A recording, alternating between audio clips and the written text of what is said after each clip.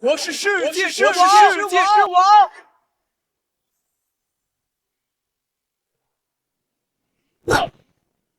遭报应了。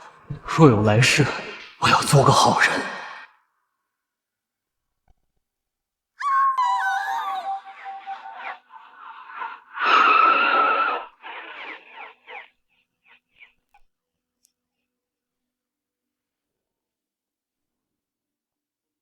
让一下。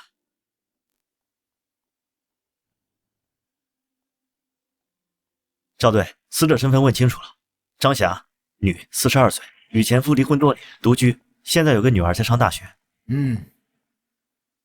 队长，死者身中3刀，致命伤在颈部。根据报案人提供的信息，初步推算，死亡时间应该在9点钟左右。哎呦，这么多血，3刀啊！3刀啊！哎呀！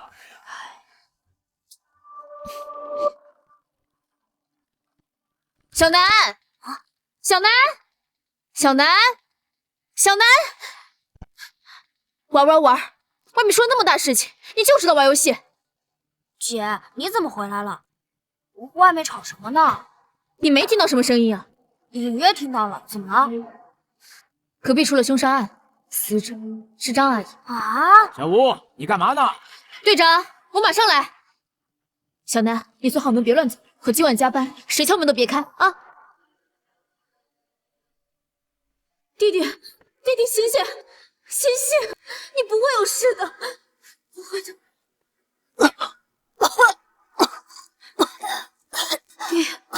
你醒了就好。我穿越了，姐姐，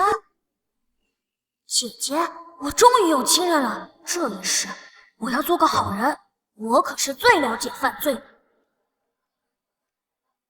姐，我帮你破案啊！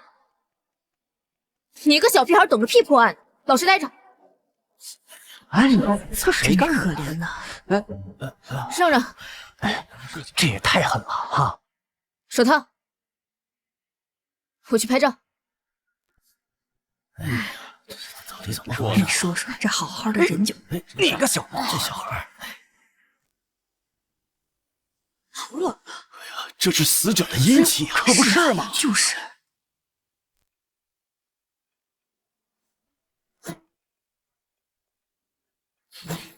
怎么这么香？哎呀，你看看，哎呦，真是太惨了！是啊，太可怕了。小南，你怎么出来了？快回去，这里有死人。没事儿。队长，监控查过了，最近1个小时内没有人离开过这栋楼。队长，窗户没动过，没有攀爬痕迹，窗外有护栏。密室杀人呢？可不是嘛！这种人听说过，可没见过。这算哪门子密室杀人？熟人作案而已，而且凶手此刻就在这栋楼里。熟人作案而已，而且凶手此刻就在这栋楼里。可能是熟人作案，查一下张霞邻里关系。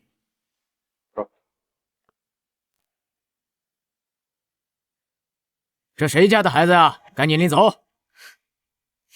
这熊孩子！小南，快回去！再看，小心做噩梦。小南，你在这里捣乱干嘛？快回去！不好意思啊，赵队，这是我亲弟弟，他爱捣乱。这是你弟弟啊？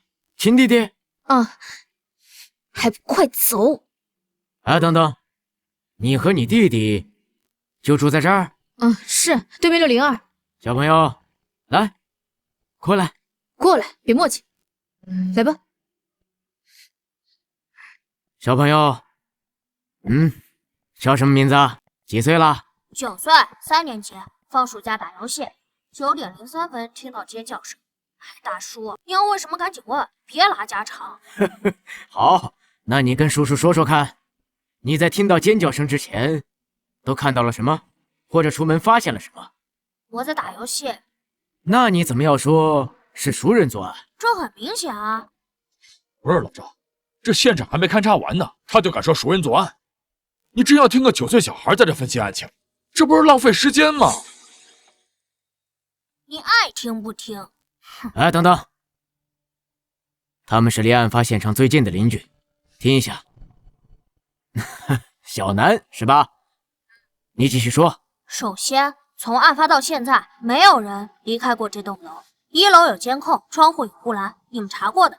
其次，从现场痕迹来看，张阿姨死前挣扎着，但她倒在沙发旁，距离门口有一段距离，尸体并无移动痕迹。此种情况很可能是张阿姨主动给凶手开门，将其迎进门，符合熟人作案特征。还有，尸体旁那把刀是凶器吧？刀我见过，就是张阿姨家的水果刀。也就是说，凶手并未提前准备凶器，并非蓄谋已久。再者，从现场痕迹来看，凶手不为财。综上所述，熟人作案可能性极大，而且是在冲动之下的激情犯罪。等等啊！这现场被翻得乱七八糟，财物丢失，痕迹很明显，具体数额还要等家属回来才能核实。凶手不为财，你小子别睁眼说瞎话呀！赵队，还让这小子走吧，别听他胡咧咧。小吴，管好你弟弟。第一，从现场痕迹来看，极有可能是凶手为了误导警方而有意为之。第二，案发于9点前后或更早，这个时间大多数人都还没睡下，没有哪个小偷会在这个时间上门盗窃被发现行凶，不都是后半夜吗？第三，最重要的一点，戒指。戒指？什么戒指？张阿姨手上的金戒指啊！如果凶手是为财，怎么会忽略这枚明晃晃的戒指？你听得懂我在说什么吗？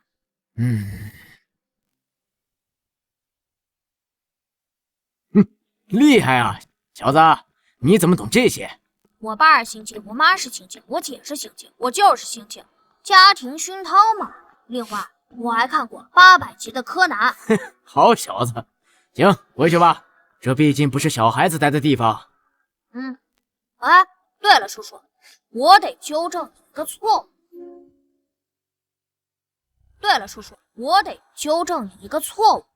你别乱说话，还纠正错误，看把你弄的！叔叔，你看到了吧？都看到了吧？他打我，虐待儿童，快把他抓起来，让他好好反省。是要报警是吧？反了你了！看见了吧？哎，好。小南，你刚才说叔叔有个错误，什么错误？你说说看。不好意思啊，赵队，小南乱说话，我带他回去。哎，没事，我听着。叔叔刚刚说，案发前，也就是尖叫前，这是不准确的，因为可能尖叫声就不是张阿姨发出的。那你又为什么如此推断呢？因为我能听到。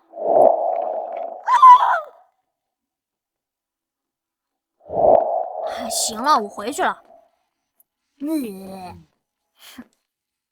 嘿，哎呀，快出来，出来！趁小孩这孩子啊！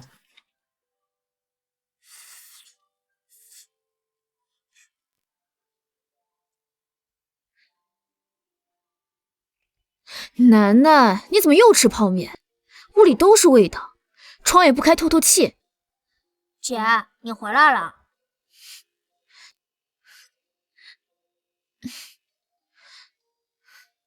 回去睡会觉啊，你7点叫我啊，7点啊，别忘了。知道了，姐。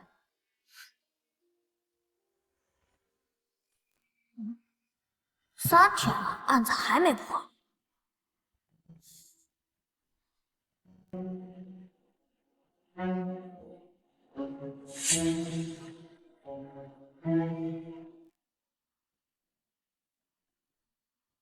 张霞，女，42岁，洪城人，工厂质检员。案发当日休假在家，死亡时间约9点，身中3刀，致命伤在脖颈动脉处。为人和善，并未发现与人结怨。女儿在上大学，前夫王洪刚虽多年来一直骚扰张霞，案发时并不在槟城，且3个月未与被害人通话，已排除作案嫌疑。凶器上未发现指纹，门口地面脚印复杂，皆来自于张霞与多名嫌疑人。这个案子明明并不复杂，怎么给调查成密室杀人案了？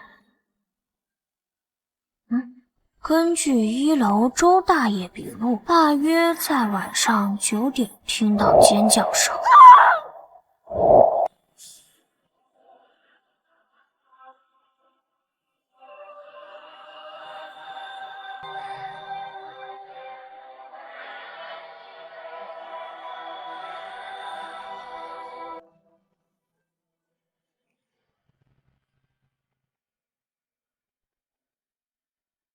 凶手应该就是他。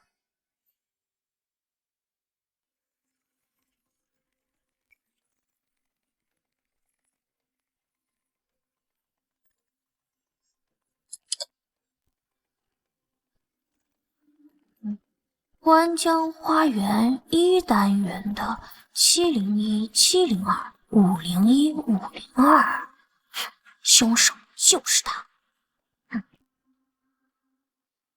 姐，7点了，起来啦！哎呀，你别吵，我起来了。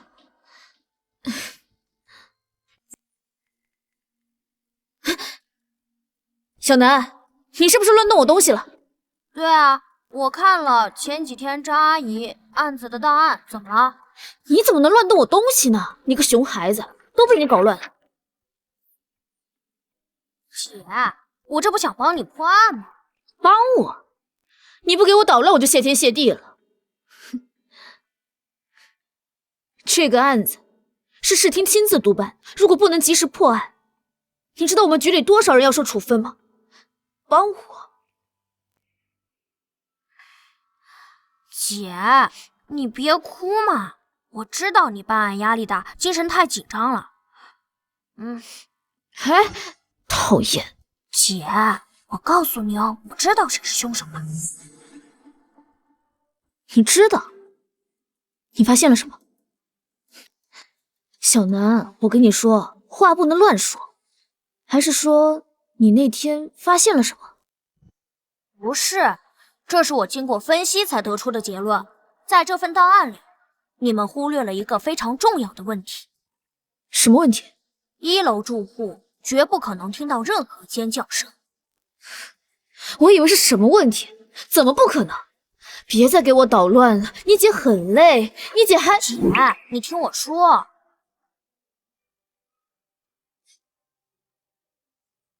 你看这份口供。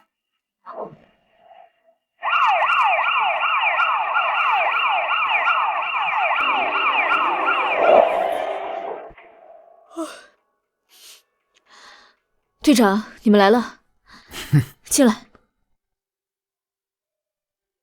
小吴，昨晚没睡觉吗？脸色这么差。睡了一会儿。小吴一个人带弟弟不容易啊。你电话里不是说发现重大线索吗？什么情况？快说。啊，是这样，我弟弟说，案发当天，如果那声尖叫是在6楼的室内发出来的话，1楼的住户根本不可能听见。但是根据我们的口供，里面却说1楼的住户听得非常清楚。哎，等等，这件事情昨天开会的时候不是已经讨论过了吗？能否听到是在2口之间，因为女性的尖叫声能达到70分贝左右。小吴，你怎么回事啊？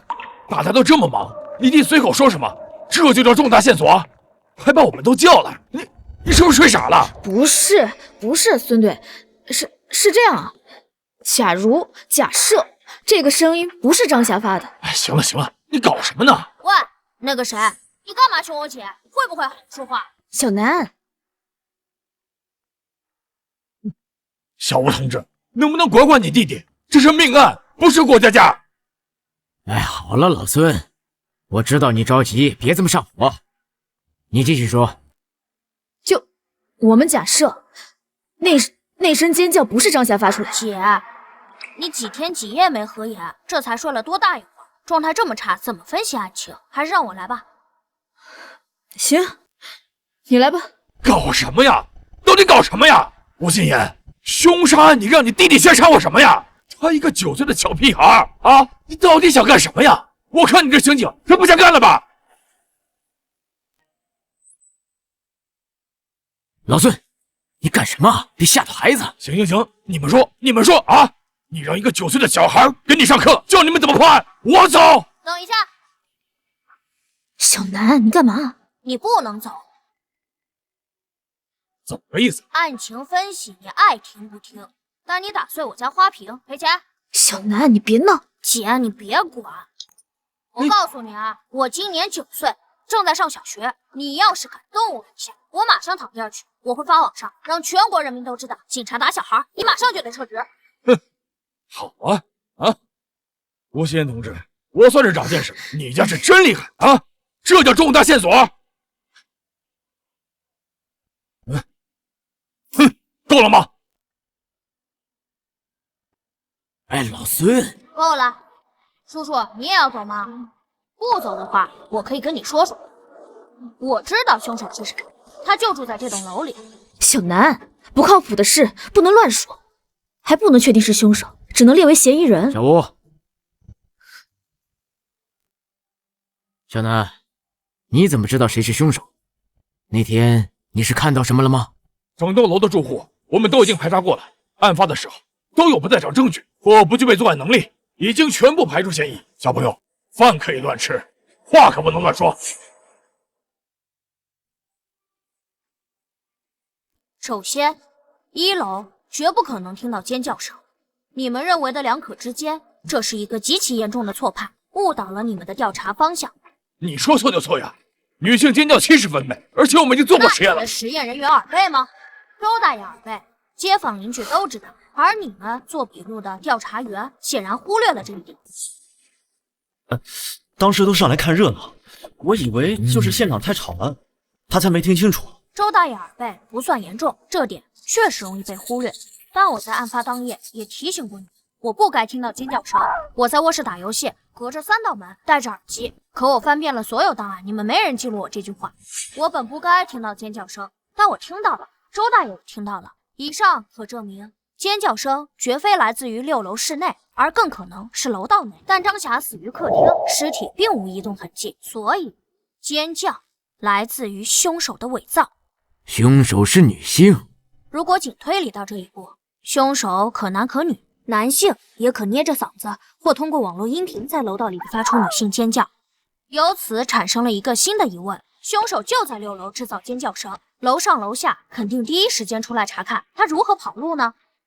很显然，他没有跑，且可能是最先赶到现场的邻居之一。凶手只可能来自于5楼或7楼。如果凶手住在4楼或更下，尖叫后向下跑，很可能会被5楼刚出门的邻居看到或听到。但看所有笔录，没人发现类似情况。推理到这一步，我基本可以将凶手锁定701、702、501、5024户中，7楼2户，702空置，701是李大妈老两口。考虑到老人体能以及现场经过布置，基本排除李大妈作案的可能。5楼2户，柴叔与王叔，王叔先出来。502柴叔一家3口，家庭和睦。501王叔一人独居，单身多年。绝大多数案件逃不开财情仇，而在本案中，张阿姨未与人结怨，而凶器又是张阿姨家的水果刀，所以凶手是因情临时起意冲动杀人的可能性最大。再看笔录，502柴叔笔录证明他在出门时已经看到王叔出门。李大妈笔录，他在下楼时已经看到王叔与柴叔一前一后跑到601门口，也就是说，第一个出现在楼道里的人是他，第一个赶到现场的是他，马上断定张阿姨出事的是他。踹开门使门锁遭到破坏，并向里面走几步留下脚印，也是他。所以我认为凶手就是他。楼下501的王叔王胜利。还有很多细节我没说，没必要都说。等我说完作案过程，你们马上抓人审就行。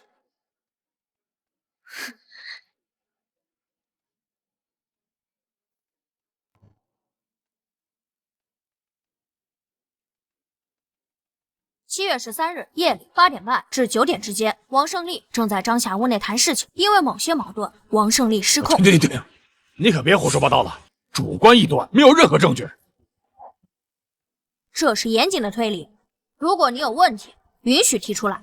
好，那我问你，现场明明有盗窃痕迹，你为什么说没有丢失财物？张阿姨的女儿在案发隔天赶回来，笔录我看了，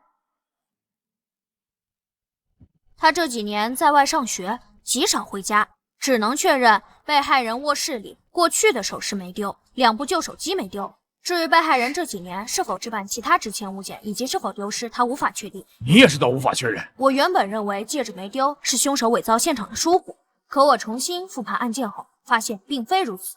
凶手在犯案后出奇的冷静，他做了很多他自认为很精巧的布置，是他调节了空调，以减缓血液凝固速度。凶手还擦掉了刀上的指纹、空调遥控器指纹、柜子前的脚印。他想要伪造成入室盗窃被主家发现，从而杀人的假象，但他显然不具备布置完美犯罪现场的能力，不知该如何处理赃物。1楼有监控，他带不出去，他怕警察搜全楼，因此他不是疏忽，他是故意的，什么都没拿走。这假象他认为也是合理的。入室盗窃还未发现值钱物件被发现，杀人慌忙逃走，所以结合被害人女儿的笔录，我认为他就是什么都没丢，因为他不敢拿。你可真会想象。还有什么问题吗？好，那我再问你，如果真按你所说，一个普通人冲动杀人，他怎么能如此冷静？怎么可能想到如何布置现场，甚至误导警方？谁跟你说王胜利是普通人？你什么意思？要不咱打个赌吧？赌什么？王胜利是凶手？你真当这是过家家？王胜利一定是凶手，没什么好赌的。哼，那你扯什么？我认为王胜利过去杀过人，身上还背着命案，你信吗？什么？什么？他过去杀过人？小南，不能乱说话。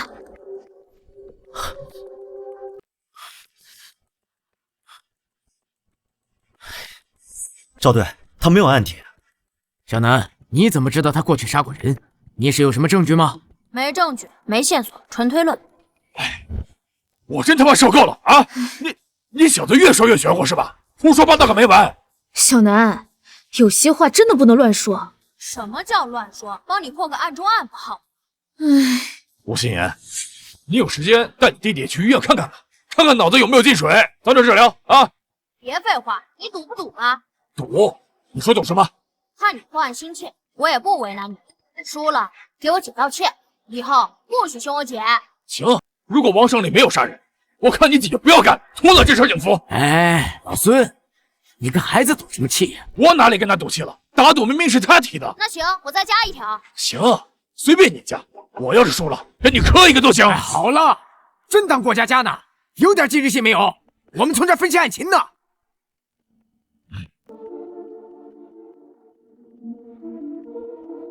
小南啊，你刚才分析的是有几分道理，但是他没有实质性的证据，就连间接性的证据也没有，全是推论。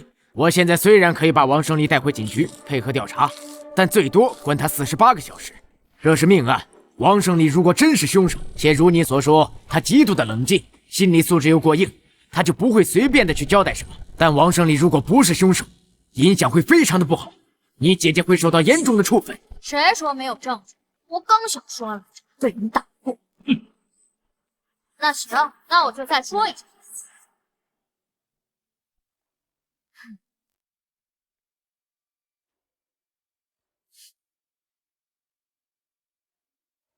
7月13日夜里8点半至9点之间，王胜利正在张霞屋内谈事，因为某些矛盾，王胜利失控，便拿着水果刀对着张霞身体连刺数刀。王胜利擦掉了刀子上的指纹，伪造现场，便回家洗澡换衣，接着返回6楼楼道，制造出尖叫声，再迅速跑回5楼门口。这时柴叔开门查看，恰好看到王胜利已经出来。其实他是从楼上跟下来的，整栋楼都被惊动了。众人来到601门口，敲门、砸门，折腾了一番。这时挡着门的王胜利才第一个踹开门，看到了死者。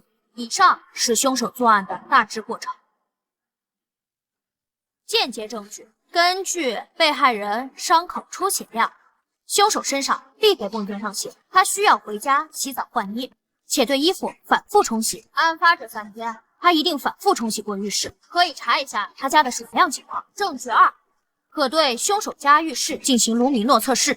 卢米诺测试高度灵敏的化学发光检测方法，法医学领域检测，肉眼难以观察到的极微量血迹。哪怕凶手反复清洗过浴室，血液被稀释到100万分之一，卢米诺测试依旧会有效。证据3：王胜利40多岁，重度烟瘾，嗓音沙哑的他，哪怕捏着嗓子，恐怕也很难模仿出女性尖叫。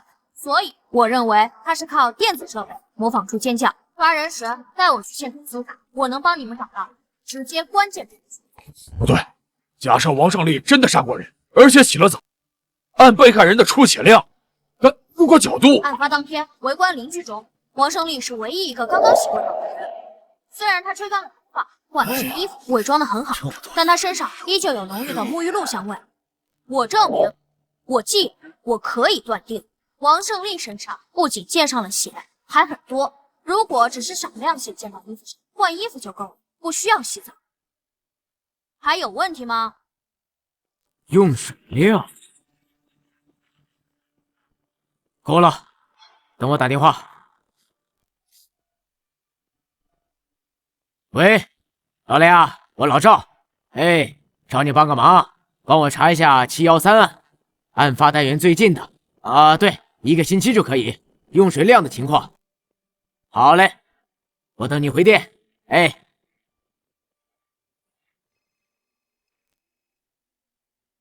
哎，那是哪一户用水量最大？501啊？那案发前呢？没有。那也就是说，案发后501是用水量最大的一户，对吗？好嘞，好嘞，好嘞，我知道了。好，谢谢啊。行动。是。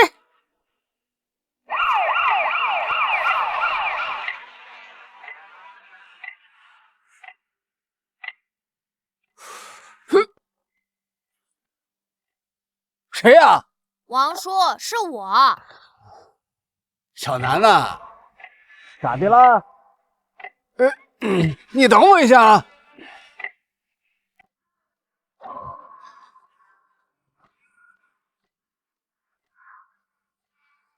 这大晚上的，小南，你有什么事儿吗？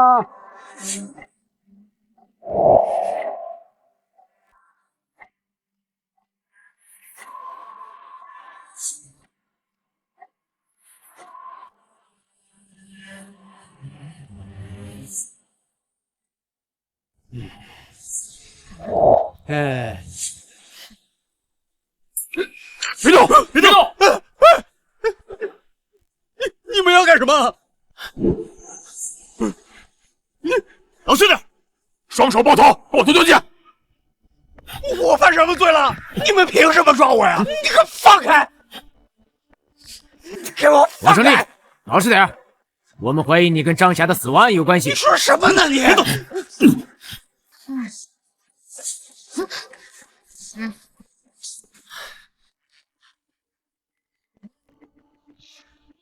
你等等！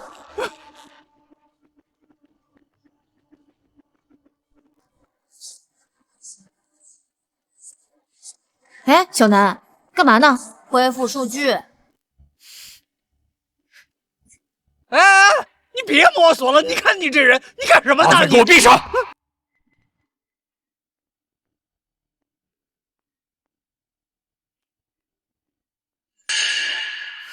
队长，你快来看！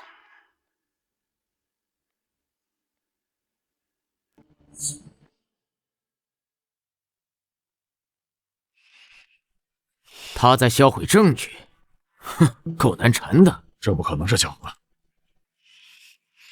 洗手间怎么回事？那个，我站起来回答。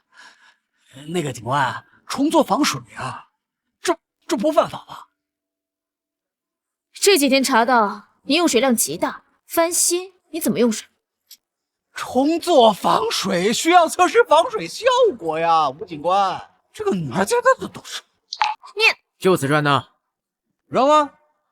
估计这会儿已经被垃圾车给拉走了吧？要不你们去瞅瞅？哎，你们研究我们家的瓷砖干什么呀？我让小李去。不用，证据受污染了，农民诺结果不作数的。哎呦，这是怎么了？楼上张启刚死，警察抓人，难道是小王杀人了？不能吧？他平时挺老实的。哎，我没杀人啊！你们有什么证据啊？你们凭什么抓人啊？你给我放开！你给我老实点！那个吴警官，咱们怎么说也算得上是楼上楼下的邻居，你怎么能……哦，我想起来了，你觉得我之前得罪过你，所以你对我打击报复是不是？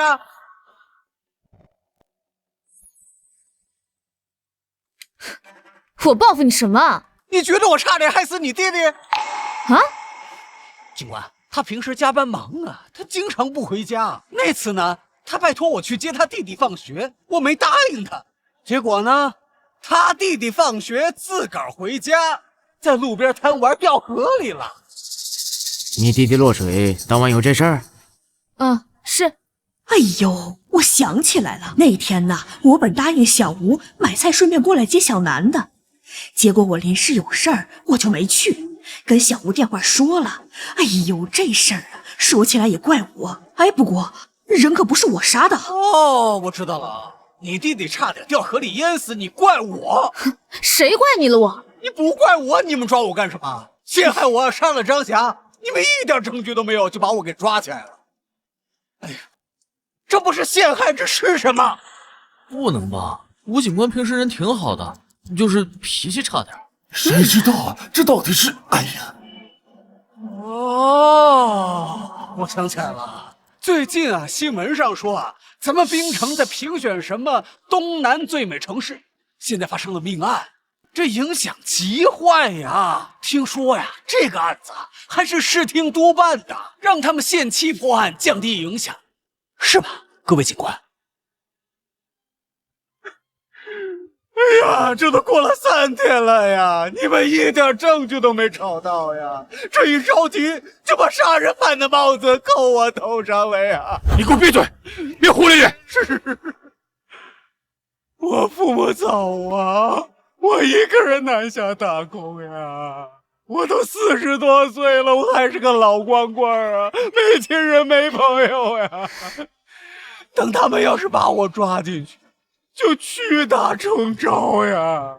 到时候连个替我伸冤的人都没有呀！我太适合被诬陷为杀人犯了，是吧，吴警官？你这么陷害我，你心可真够狠的呀！你他妈的把嘴给我闭上！警察大人了！警察大人了！警察大人了！你们可得替我作证啊！他们要打我呀！你看看，怎么打人呢？他打人呢？他咋回事啊？小王啊，平时沉默寡言的，都不爱跟人说话，今天竟然这么能说，这可是掉脑袋的罪，谁被污蔑谁不急呀？对呀。还是一定要查清楚，别诬陷。你干什么呢？侦办现场禁止拍照。没什么。凭什么不让拍啊？警察大人不让拍啊？啊，还有没有王法啊？王胜利，注意点啊！谁打你了？他呀，他刚才要打我，你没看见呢？哎，人家邻居可都看见了，你现在不承认了是吧？各位街坊邻居啊，你们肯定不能走呀，可得替我作证啊！你们要是走了，这帮黑警察肯定打我呀！到时候就算没有证据，他们也会伪造证据的呀！放心吧，小王，我们不走。王哥，我们都看着呢。你们放心啊，我没杀人，我肯定不会承认的呀！就算他们把我抓进去，那最多就是关我48个小时。我要是没出来呀，你们可一定要给电视台打电话呀，让全市人民都好好看看这帮黑警是怎么诬陷无辜市民的。队长，哪里需要做卢米诺测试啊？不需要了，你去看一下现场。让一下。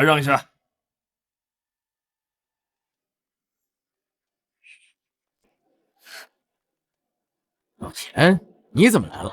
听说放钱人了，过来看看。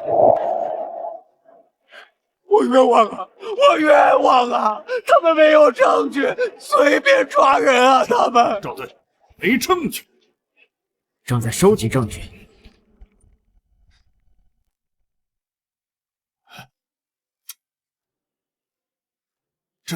这怎么还有个孩子啊？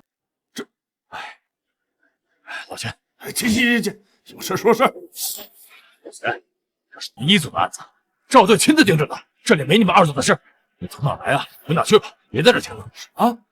五天乱，就你手下那几个歪瓜裂枣，还有个走后门进组队的，连现场管理都做不好，能办好什么案子？不是，你什么意思？没意思，我早就说过，这个案子就应该让我们2组来办。青天大老爷，你可来了呀！你可得为我做主呀！我是被冤枉的，他们没证据啊！他们，你看看啊！随便扣人，连证据都没有，这传出去会造成什么影响啊？哎，行了行了，老钱，这没你的事儿，回吧啊。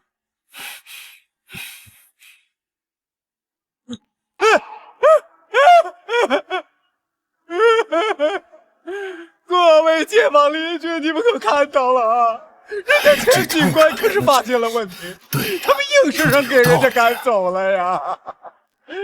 这帮黑警是铁了心要诬陷我呀！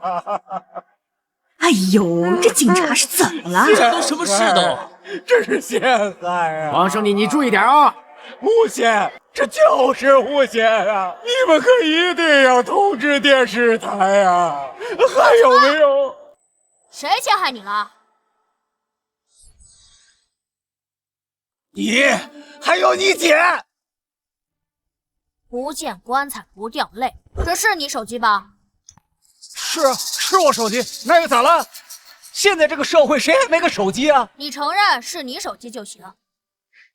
哎，吴楠，你掉到河里差点被淹死，那跟我没关系呀！你记恨我干什么呀？啊！你说你一个小小年纪的孩子，你不学好啊？你心咋就这么狠毒啊你？我很毒。那行，我今天就发发善心。我给你个机会，只要你承认张霞是你杀的，并交代犯罪过程，算你自首，怎么样？你没病吧你？我没杀人，我自什么首啊？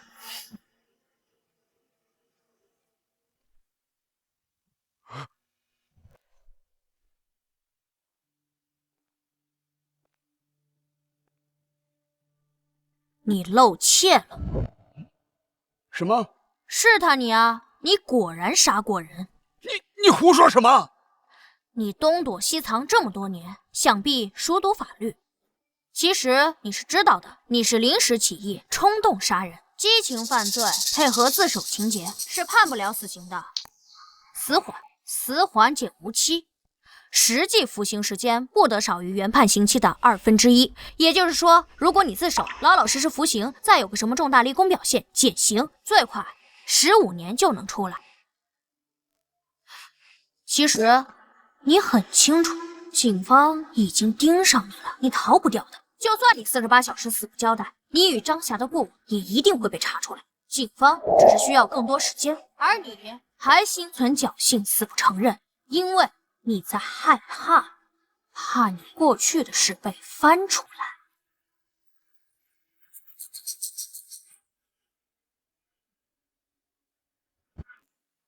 自首吗？自首？嫌疑人没有第一时间反驳，小南跟他说了什么？声音太小，没听清。大家都简单点，你数罪并罚，下辈子做个好人。我不知道你说什么。不见棺材不掉泪，那我送你上路。你没证据，你没有证据，你没有证据。我有证据。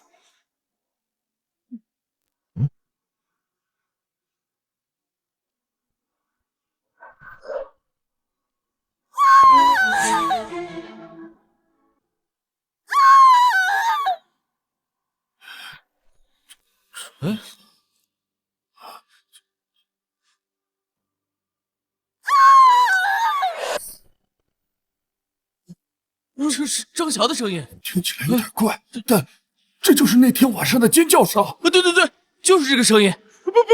不是，不可能！我明明已经删了呀，我已经删除了。哦，你删掉了？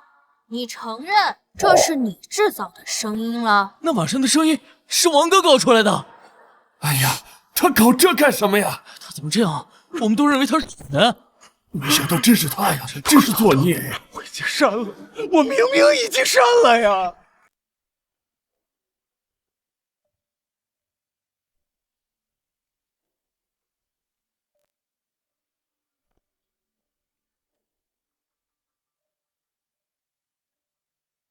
想要彻底删掉一个文件，必须让文件重复写入，覆盖掉原有文件。你删掉的只是文件索引，文件可恢复。你显然不懂存储的基本原理。另外，你与张霞的聊天信息我也恢复出来了，是通过一个名叫爱友的交友软件。你与张霞楼上楼下邻居很多年，本来并无过多交集，直至3个月前，你与张霞通过爱友闲聊几句，越发熟络。具体聊天内容涉及到张阿姨隐私，我就不读了。不过我还看到了，你最近2年来通过这个软件搭讪过很多离异女性，并提出无理要求，要我读读吗？别，人是我杀的，我承认人是我杀的。姐，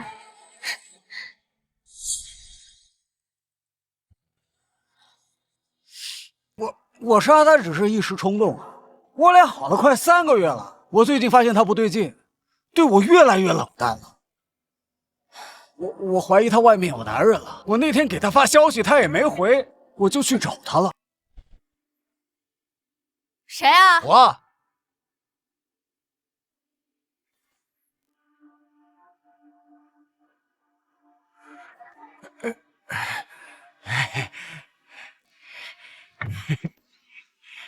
张霞咋不回我信息呢？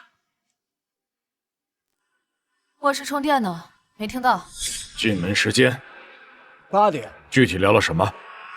就闲聊些家常话呗。我还问他白天休息他干嘛去了，他也没说。王胜利以前真杀过人？杀过。为什么要杀他？警官，我不是跟你说了吗？他外面有男人，对不起我呀！哼，老实回答问题。我就是，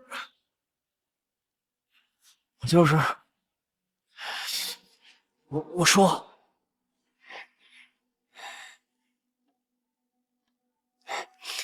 哎，张霞，你看时候都不早了，要不今天晚上我就住这儿吧？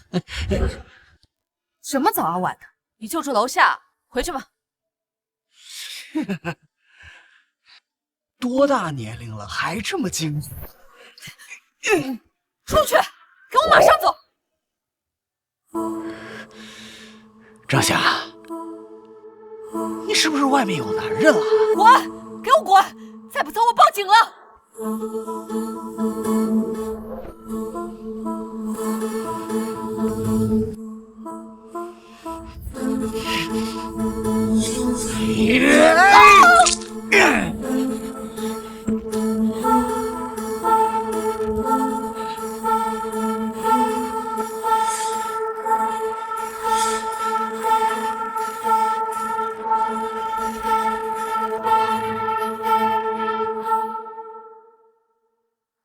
现场盗窃痕迹是你不知道，是你调节了空调温度。是。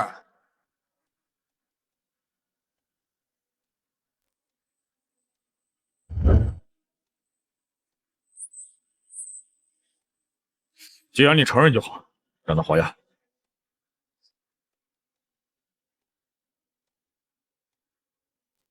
看这就行。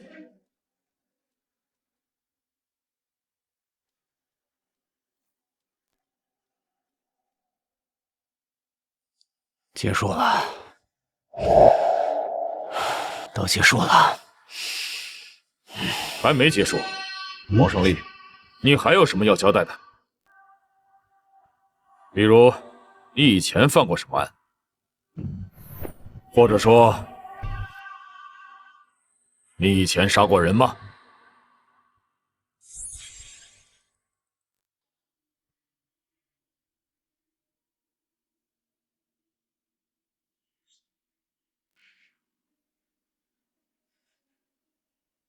能给我一支烟吗？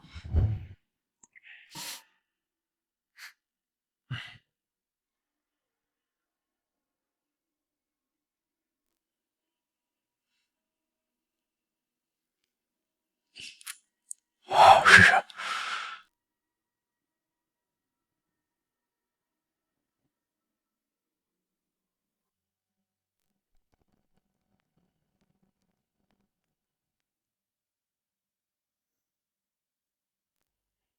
王胜利，回答问题：你以前杀过人吗？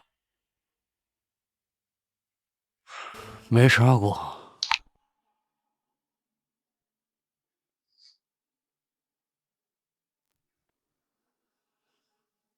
张霞是我杀的，我都已经承认了呀。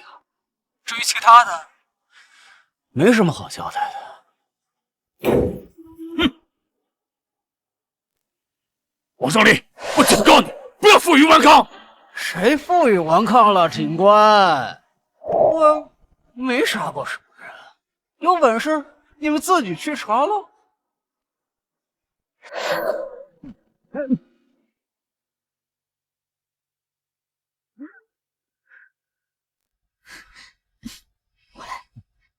王胜利，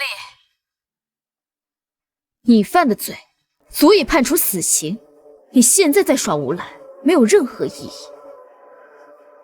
吴警官，我知道，我都够判死刑了，我还怕什么呀？你们不是着急着破案吗？现在案子破了，你赶紧把我抓去判个枪毙呀！你们还折腾什么呀？啊？不会吧？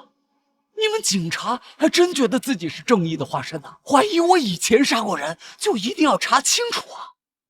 是吗？是吧？哎，太好了！据我的了解啊，如果我身上还有案子没查清楚，你们就得一直关着我，判不了我，我的命还长着呢。小南，你说王胜利以前杀过人，有几分把握？10分，我去审判。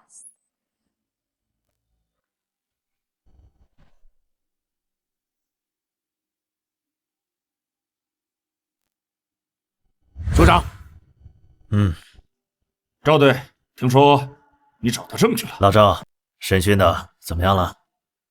嫌疑人都交代了，对犯罪事实供认不讳。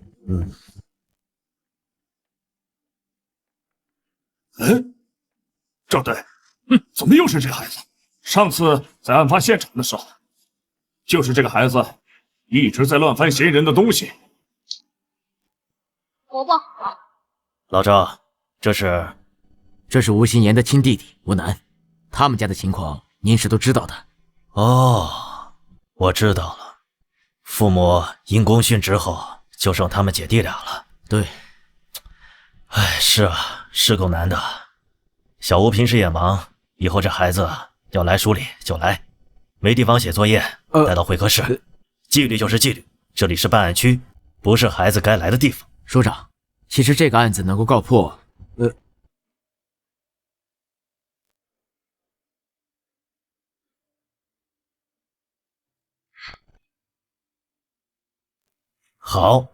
好，这个案子能告破，你们功不可没。赶紧结案送检吧。署长，还不能送检啊？为什么？小南，你说王胜利以前杀过人，有几分把握？10分。我们怀疑王胜利在杀害张霞之前还杀过人。还杀过？案中案？有什么线索？这嫌疑人现在还拒不交代以前的犯案，没有线索。是我说的，嫌疑人还杀过人，交给我来审，我能马上结案。小南，你这不是胡闹吗？一个小屁孩说他杀过人，你们就信了？老赵，你也是老刑警了，你近期马上就要提一提了，绝不能犯错误。署长，这些我都明白。其实713案能够顺利的告破，还多亏了吴楠，他是个神童。神童？所以没有线索，没有证据，他说你就信？原本我们对吴楠的话有所怀疑，但在本案的侦查过程中，我们发现犯罪嫌疑人有极高的反侦查意识以及过人的心理素质，他不像是初犯。哎，等等，老孙，你的意思是还真要查？什么线索都没有，怎么查？就这么一直耗着吗？就这么一直关着嫌疑人吗？上边要求我们限期破案，既然这个案子已经破了，署长，713案可以上报，但是犯罪嫌疑人以前的犯案，我还是觉得……怎么？你想查？那你报告打算怎么写？就写一个9岁的孩子怀疑他杀过人，你们信了？哎！有没有人呐？还有没有人呐？你们到底审不审呐？还有没有点人权呐？啊！保持安静！你们到底审不审呐？我都困了。你不审的话，把我送回去睡觉吧。哎，怎么来这么多人呢？哦，你们刚才在外边，不会是在商量怎么对我刑讯逼供吧？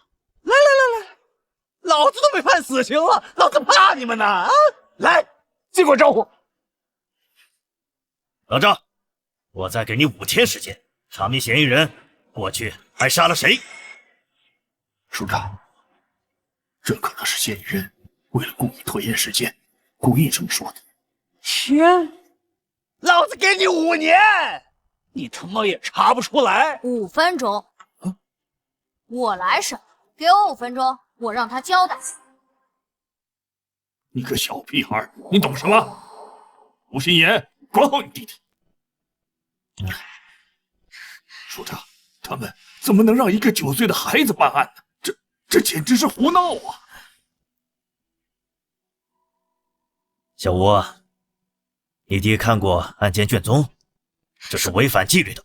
署长，我给我5分钟，破不了案，伯伯可以处分我姐。什么？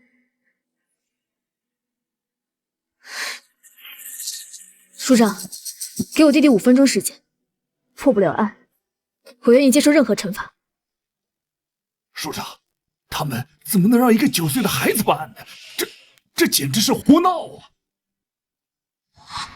行了，署长，您不能对他们这么放任。这个5分钟还是耽误得起的。你既然说他是神童，而你又立下军令状，那我就给你这5分钟。好，就5分钟。小南呐，你呀也是我从小看着长大的呀。说实话，这街坊邻居的可没谁夸你聪明啊，你挺笨的。这之前呢，也不知道是谁教你的那些东西。看现在这个情况，没谁教你了吧？就你审我呀，孩子，现在时间不早了，你也没事了，还是赶紧回家打游戏去吧。啊，11年前到13年前，北方安宁省入室杀人，被害人为女性，悬案未侦破，现场并未留下指纹、DNA 等痕迹。像这种当年未侦破的大案，怕是符合以上条件的案件没几个，甚至可能只有1起。我知道，直接告诉你，你肯定不服。我让你死个明白。哎呀，小孩子呀，人不大，口气挺大的呀。你在杀害张霞后，你伪造现场，回家清洗，并利用她的尖叫声让警方误判了张霞的被害时间。你利用这个时间假装上网，留下电脑浏览器记录，给自己制造了不在场证明。我说的对，这我都已经招过了，还用得着你分析啊？我是想说，你杀人后的冷静，有极强的心理素质与反侦查力。你不是一个普通人，这只有2种可能：第一，你是个疯子，内心很扭曲的变态，熟读法律，钻研犯罪；第二，你杀过人。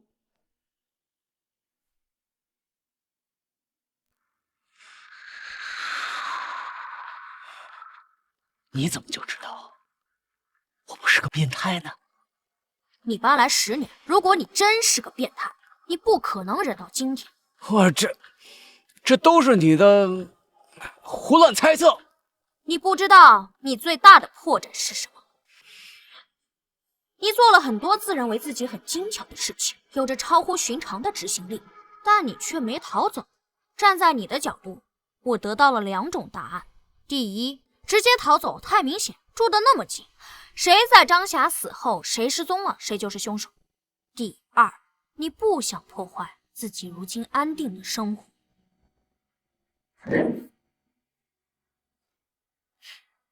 根据你的第一次笔，你是北方普宁省人，父母双亡，10几岁便远走他乡，来到南部辗转多地打工。10年前定居于滨城，靠打零工过活，很少社交，未婚未育。而根据其他邻居的笔录，关于你的事也提到，你性格内向，沉默寡言，甚至可以说是孤僻。如此能说会道，你真的是孤僻吗？逃了10多年，伪装的很辛苦吧？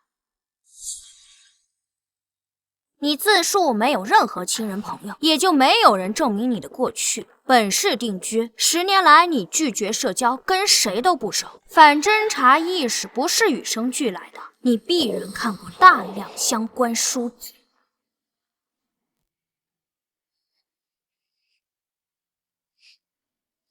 或许你自己都没意识到，你身上的味道有多重。味道？什么味道？逃犯的味道。你这种人，如果不怀疑你还好，一旦盯上你，实际上你处处都是破绽。你过去10年给人留下的印象，完美符合一个逃亡者潜藏着的特征，而你在本案侦办过程中的表现，也证明了你过去10年时间是在伪装。杀人后的冷静，极强的心理素质，性格的伪装，拒绝社交，隐藏自身，单一条件或许说明不了什么，但若汇聚在一起，你不知道你身上味道多重啊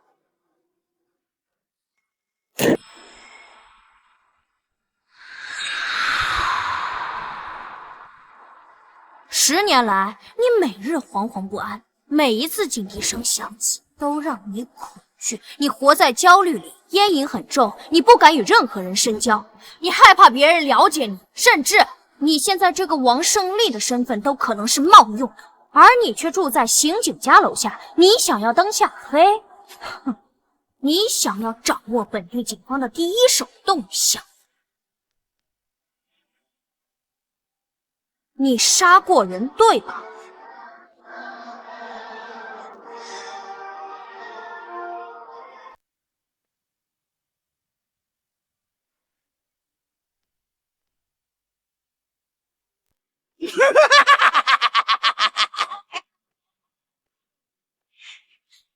但是那又能怎么样呢？警察抓人是要讲究证据的。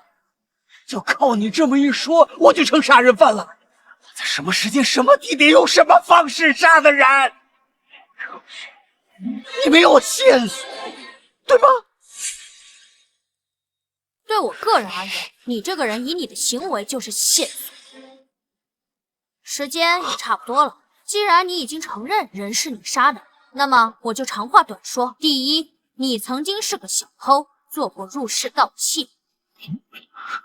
江南，你依据什么推断的？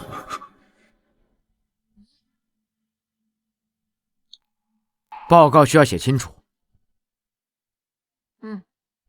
因为张霞被害现场的盗窃痕迹是专业的，一个入室盗窃惯偷会很清楚哪里可能有财物，哪里没有。而在张阿姨被害现场，距离门口最近是鞋柜，还有厨房橱柜、洗手池台下柜等位置，并无翻找痕迹。而诸如茶几、电视柜、衣柜，包括挂有常穿外套的衣架上面的衣服，这些可能放有老旧手机、首饰、现金的位置，全都被翻过。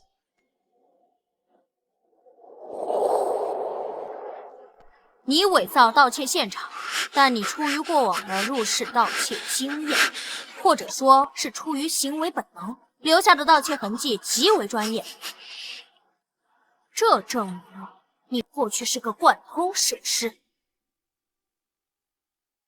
第二，王胜利自称他来自于北部3省之一的普宁省，10几岁便远走他乡，距今30年。你说谎了。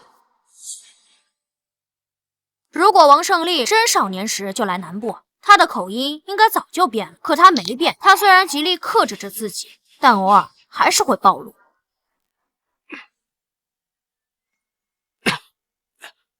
谁啊？王叔是我。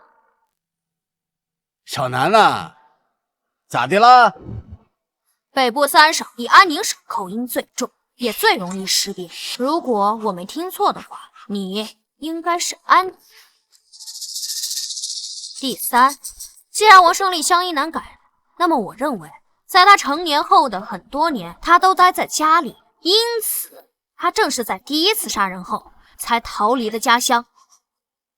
第4，王胜利身高167，身材瘦小，他杀害的若是一个成年男性，且自身没有暴力，那么难度更高，因此我倾向于他杀害的是一名女性。第5，人是有行为惯性的，王胜利在杀害张霞后，身旁就是张霞的尸体，他却能够从容地清理痕迹，伪造现场，甚至他还能想到把现场伪造成入室盗窃这一点。我认为王胜利在冲动杀人后能有如此高的执行力，与他过去经历过相似场景有关。别说了，别说了。第6，一个人在杀人后，往往都会东躲西藏一段时间，关注一下案情进程，然后找个地方安定下来。王胜利是10年前来滨城，这是他最后躲藏地。这10年也说明了王胜利不是一个爱换地方居住的人，不然应该死定了。我认为他上次作案时间应该是在11年前到13年前之间。综上所述，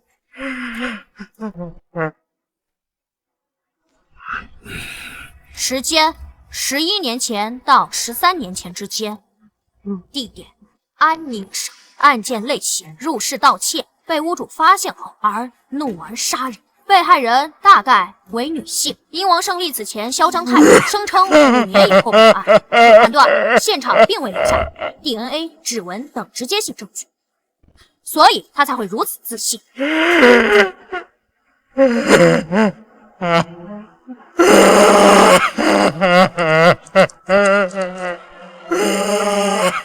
姐，符合以上所有特征的案件找到了吗？目前有2个，如果排除 DNA 和指纹这些直接性线索的话，剩下1个。12年前，安宁省会凤阳市616灭门惨案，死者是一名成年女性与2名婴儿。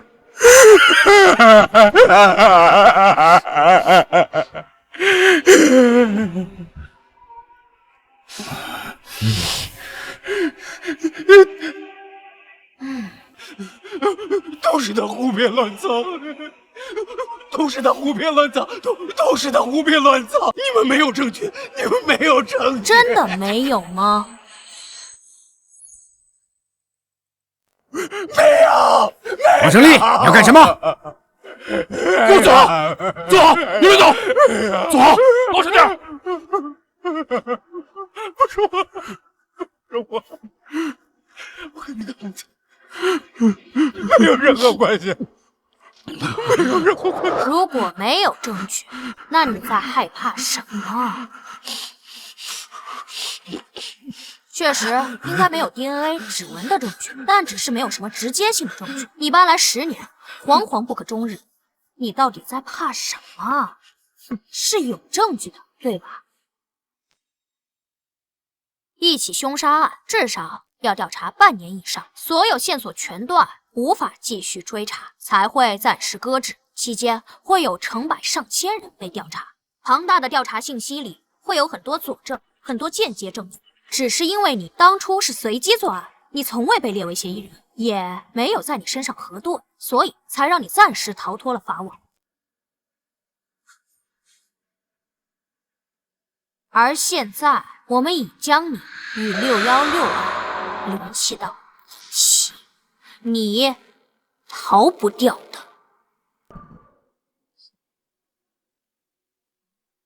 署长，我提议联系凤阳警方，把616案的全部档案调出来，并请凤阳警方派遣当年参与过此案调查的老刑警来本市协助办理此案。我同意，报告可以回来再补。你现在马上联系凤阳警方。是。赵叔，等一下，算上那边整理资料的时间，最晚后天到，满打满算3天时间。无论你交代与否，616案必破，你何必死着？大家都很累，不如简单点。我现在只需要你回答我，616案是你做的吧？616案是你做的吧？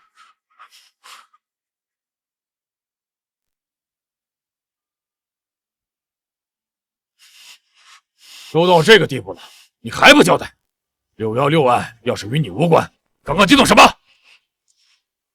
说话！王胜利，你再负隅顽抗，没有任何意义。你是不服我吗？因为我才9岁就抓到你，实际上这次没有我，你也会被警方抓到。你杀张霞可不是随机作案，就算没有我，警方只需要多几天时间，也会查到你与张霞的关系。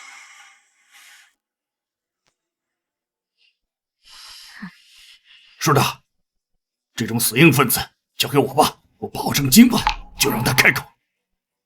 我可以保证，在凤阳警方抵达前，让他交代所有的犯罪事实，可以直接结案。我都审差不多了，哪轮到你啊？退一万步来说，也该是我姐来审。什么叫审的差不多？他并没有交代所有的犯罪事实，而且也没有直接的证据。等凤阳警方来了，补充了证据链，也都是间接证据。迎口供送审非常麻烦，也许还会拖得更久。署长，对付这种死硬分子，必须要攻破他们的心理防线。你姐才从警几年呀？她审得明白吗？那照你这么说，那我才9岁，我审得明白吗？你要是真有本事，你就让他开口，否则不要影响我们办案。好，姐，我相信你，一定会有办法让他开口，对吧？啊，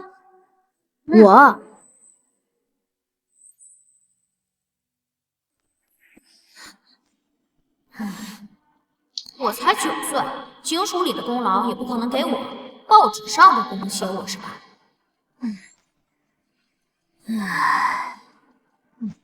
现在你知道叹气了？我哪儿叹气了？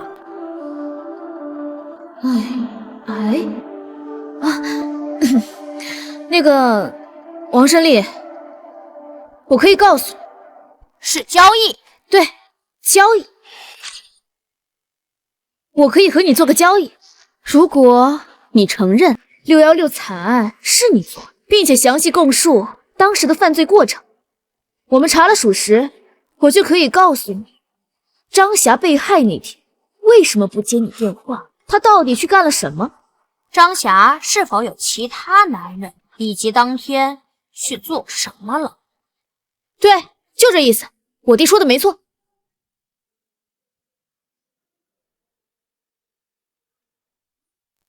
其实这也不仅仅是交易，而是我非常想让你知道，干脆点儿，你承认作案，我告诉你答案，你交代犯罪过程，我可以给你看张霞的体检报告。你说的算吗？我同意。谢谢伯伯。我最后问你一遍，12年前发生于安宁凤阳的616案是你做的吗？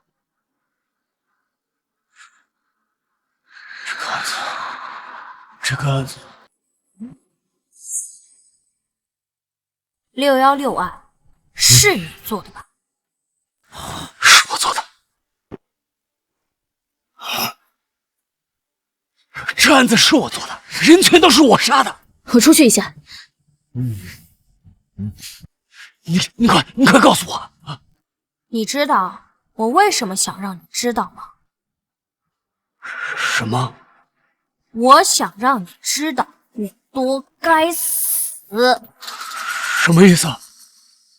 在张霞被害的6天前，她突发身体不适，并去了医院，在医生的建议下做了穿刺活检。案发当天，张霞再次前往医院复诊，并拿了活检报告，她得了肝癌。张霞并没有你所认为的其他男人。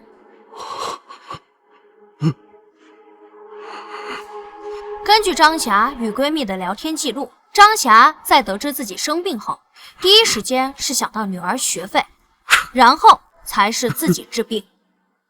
她知道你这10年生活低调，有一些积蓄，但她却从未想过让你出钱。她确实是想跟你分手，但她是不想拖累你，而你却杀了她。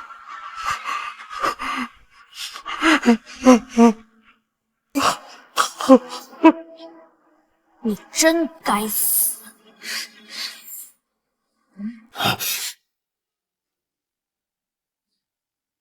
这是张霞的体检报告，如果你还有兴趣的话，可以给你看。先老实交代犯罪过程吧。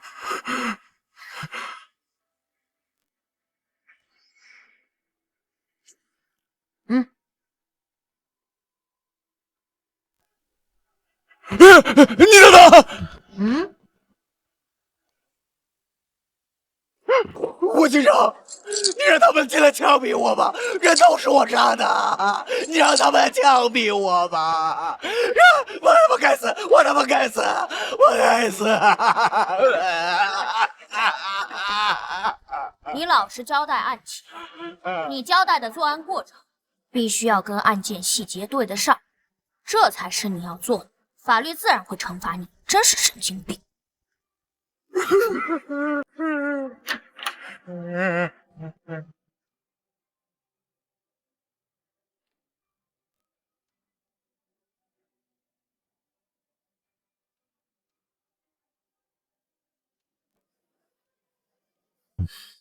小南是吧？啊，吴楠。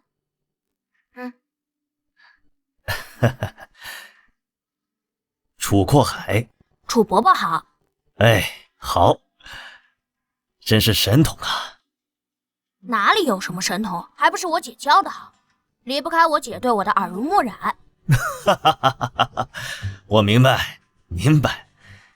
也是啊，你才9岁，不管是面对上边，还是面对大众，你都不适合出现在凶杀案的报告里边。既然你代表你姐侦破此案，那这2个案子的首功自然是她的。放心，楚伯伯，那有奖金吗？我想换台电脑。有731案能够迅速侦破，书里也自然会有嘉奖。另外啊，616案既然当年没有侦破，肯定要向社会征集线索的，应该有几万块奖金。是的，案子不是小吴破的呀，他本身就是靠着走后门的关系才被调入总队的。他能力不足，如果这次把首功给他，难以负重啊，还会引起更多的非议。有病就去看，没事老嚼舌根干什么？小鬼，你骂谁呢？我没骂人啊。你刚才说谁有病？你啊，嘴唇发紫，口呼吸，筒状羞，偶尔咳嗽。我真心建议你去医院看病，病得不轻，再晚说不定就来不及了。你这孩子到底还有没有教养？到底谁没教养？说谁走后门呢？你一把年纪了，还妒贤技能，争功夺利的。你什么你？我姐今年27，5年前从东南警校毕业，2年特警，拿过2次东南警界女子格斗冠军，1次射击冠军。之后，我姐转去基层，从民警做起，也是冲在了第一线。3年前梅河区闹市劫持案，是我姐与人质交换，最终制服歹徒，差点被抹了脖子。前年那场爆炸案，要不是我姐枪法够准，用手枪打中了120米外的目标，说不定还要炸死多少人。去年联合行动追捕逃犯，我姐身中2刀都能制服逃犯，在家足足躺了3个月才养好。在那几个月前，是，我承认，我爸妈6年前因公殉职，我姐在晋升过程中确实受到了一点照顾，包括去年调入总队，继承了父亲的警号。但我敢说，我姐没有走后门，她每一步都走得堂堂正正。她是一个优秀的刑警，容不得你来抹黑。舅舅提过很多次，想把我姐调到他那边去，待遇肯定比这里好。但我姐不同意。按照我姐的话说，这里是我爸妈守护过的城市，他要继承爸妈的志愿，继续守护这里。你说的好像就跟谁没负过伤似的啊！在这里的老刑警有一个窜一个，谁没有在一线拼命，谁没负过伤？行了行了，这是负伤的事吗？我姐破格提拔，不是立功就是拼命。你说谁走后门？那行，现在领导不是在吗？你说是谁给我姐开的后门？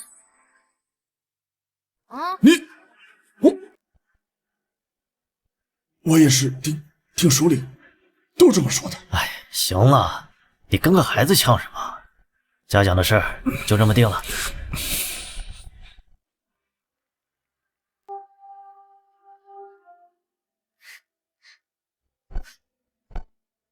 小吴辛苦了。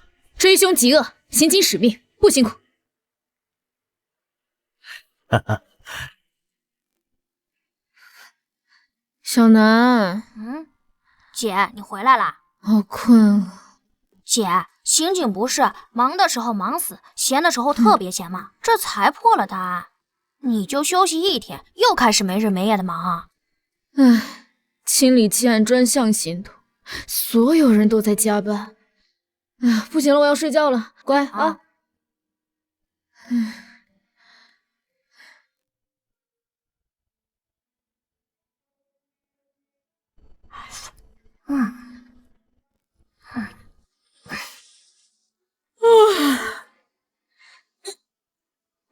姐，你醒了？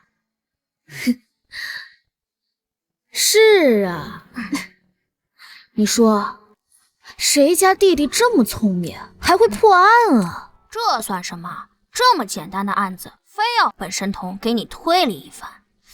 说你胖，你还喘上了是吧？本来就是嘛，这么简单的案子，我分分钟破解。你又是没日没夜的忙。你这是薯片吃多了中毒了吧？行，你要这么聪明，我考考你啊。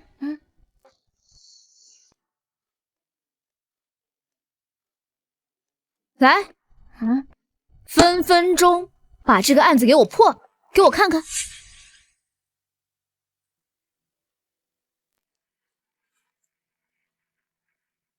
去年12月份的案子，大半年了。好家伙，档案这么厚，还没查出来。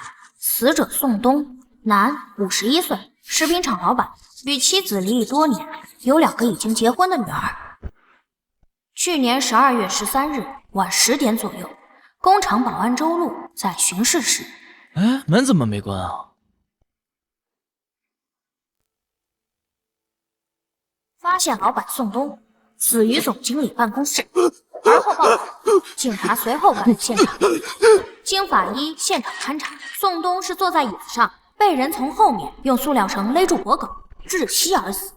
死亡时间约是晚上9点10分左右，窗户没有撬锁痕迹，也并未上锁。初步推断，凶手翻窗潜入办公室行凶。警方在现场发现了10多人的脚，43码登山鞋印，被认为来自凶手。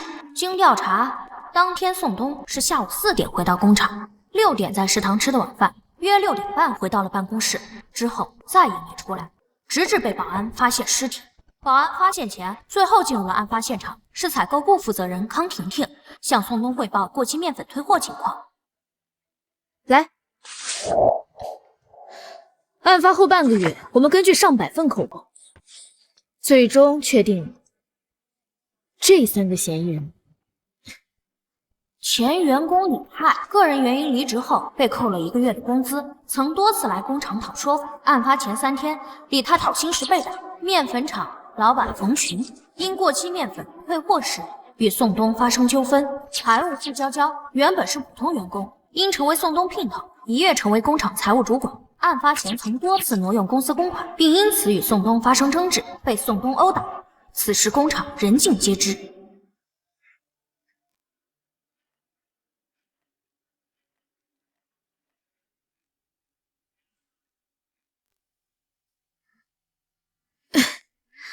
特别是这个傅娇娇，宋东死后，他还参与了财产争夺战，而且他说他跟宋东是事实夫妻。在调查的第2个月，就把他列为了头号嫌疑人。虽然他有不在场证明，而且以他的体力不可能杀人，但也不排除有雇凶杀人的可能。可是我们警方在随后的调查里没有任何结果。姐，你们所列的这3个嫌疑人，可能调查的方向全错了。你有什么发现？还没有。没有？你说个屁呀！也不是说没有。唉，案子已经过去大半年了，很多线索都已经被破坏，或者是被凶手隐匿。不过，仅从你带回来的这份档案来看，我有10几个怀疑对象。10几个？对，站在凶手的角度，考虑到人性，因为利益，因为感情，因为仇恨，熟人作案，预谋杀害。宋东的人际关系太复杂，有很多人被值得怀疑。果然啊。什么？我就不应该给你看卷宗。为什么？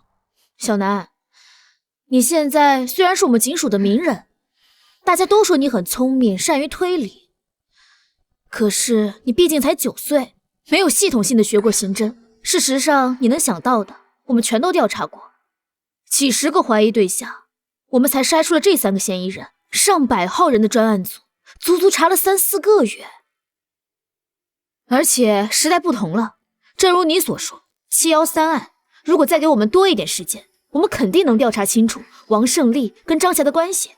12年前的616灭门惨案，虽然是随机作案，但是入室在现在这个时代，以现在的公共监控密度，还有侦破技术，凶手不可能逃得掉。唉，姐，你为了打击你弟弟，还真是煞费苦心啊。小南，我真的没有打击你，你真的很聪明。我也希望你考上警校，成为一名刑警。毕竟，咱妈的警号还等着你继承呢。好啦，档案你也看到了，你也没有列出个直接嫌疑人，证明你这一套刑侦推理是破不了案的。而且你才9岁，我也不可能带着你东奔西跑走访调查吧。而且这个案子没有新的线索，根本不可能重启调查。要不是因为这次新案行动，我觉得我们应该试试。姐，你带我去警署吧。你要干嘛？你这里档案不全，最重要的工厂监控只有一些截图照片。只要你给我利用你们警队的资源，我说不定，不，我保证3天我给你找到凶手。3天？你刚刚跟我说分分钟，我们上百号人的专案组查了那么久都没查出来，你3天就想破案，牛皮吹上天了吧？哎呀，分分钟只是形容词，只要你给我更全面的案件信息，3天破案，绰绰有余。姐，我知道这违反纪律，要不你跟赵叔说说，通融通融。要不你先把监控硬盘拿回来，先让我看看。小南，你说偶尔去警署，帮我们参与调查办案，没有人说什么。可是如果是去参与案件的长期侦办，对谁都说不过去。跟赵队说，他可能同意让你去，可是破不了案，我们从上到下多少人要受处分？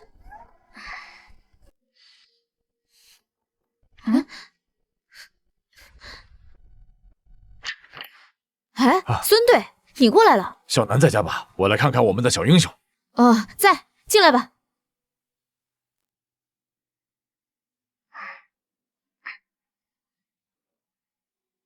孙队，有什么事儿现在过来啊？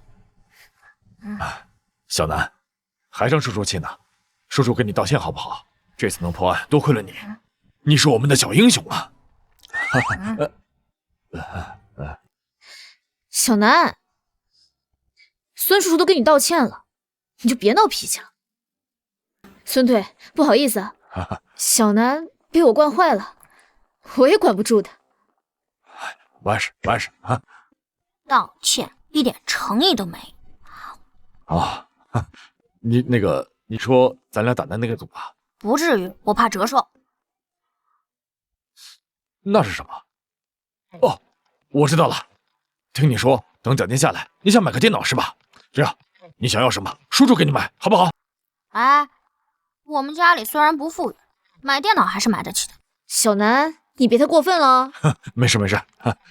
那小南，那你想要什么呀？你有什么要求，尽管跟我说，叔叔啊，保证给你安排的明明白白的。我想去警署。去警署干什么？破案。破案？1213案，这个案子难啊。这个案子并没有你们想象的那么复杂。或许此刻我心里的头号嫌疑人就是真正的凶手。给我3天，让我用警队资源，一定能破案。3天？对，就3天。唉，这个案子100%是熟人作案，不存在随机作案的可能，我一定查得到。行，走，咱们现在就去队里。不是，孙队，小南他……放心，老周那边我来说。我不是这个意思，我是怕我们都会受到处分。小吴，我们刑警的第一使命是保护公民，打击犯罪，破案是我们的第一要务。在以往的案件侦破中，我们也曾接受社会有能力人士的帮助。在前几年毒虫案中，如果不是曼河大学的生物学教授帮助，我们也不可能破案。小南虽然才9岁，但他的能力是有目共睹的。就这么决定了，快走吧，出了事儿我扛着。孙叔有魄力。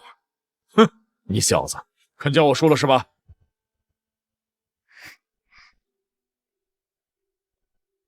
小南，这是目前所有的侦办档案，你看还需要什么？我需要宋东更为详细的家庭资料，包括他的前妻、2个女儿、父母、2个兄弟、侄辈、亲属，最好有照片。另外，我还需要知道宋东死亡后他的遗产都被谁继承了，包括工厂、房产、现金资金去向、银行流水等等。孙叔，咋啦？小南，你现在开始指挥补充侦查了，你是不是真的发现什么了？一些吧，说了你也不信。行，小张、小陈，过来一下，补充侦查任务。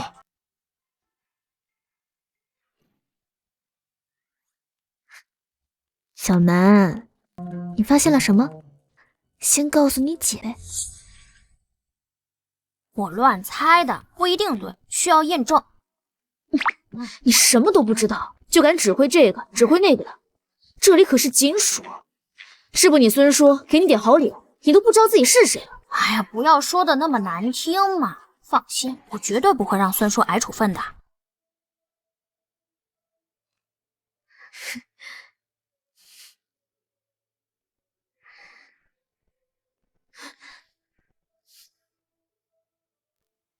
小南，这30倍播放卡得跟 PPT 一样，你这看什么呢？看人呢。人？这个食品厂可是有200来个员工，每天人来人往的，光厂区监控就有12个，你这30倍快进，能看出什么呀？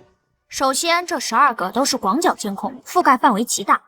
按照正常人的步行速度，出现在监控里后，半分钟内走不出去，所以我不会错过每一个出现在监控里的任何人。其次，我是神童嘛，我都记得住。哼，哈哈。可是这个案子，我们派了3个人，将案发前7天的所有监控完完整整的看了一遍，并没有发现嫌犯的任何线索。我找到了。啊，你找到什么了？是案发前2天，午休时间到处都是人。小南，你看出什么了？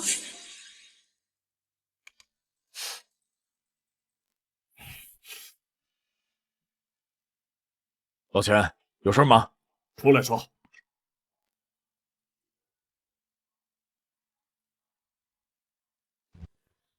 孙胖，你怎么回事？怎么又让他来队里，还指挥上了啊？老钱，你什么意思？我什么意思？你这是在胡闹！你喊什么？这事我跟老赵说过了。哎，你少拿队长来压我啊！我告诉你，孙猛，你行啊你居然敢无视纪律！老钱，我知道713案没让你们二组参与，气不顺。别说没用的，我在说的是纪律，纪律！你这是胡搞乱搞，你这是在犯错，懂吗？行了，老钱，咱俩是平级，还轮不到你来跟我谈纪律。哎，你孙猛，行啊，你给我等着！孙队，要不我们还是……没事，你们忙你们的，换要紧。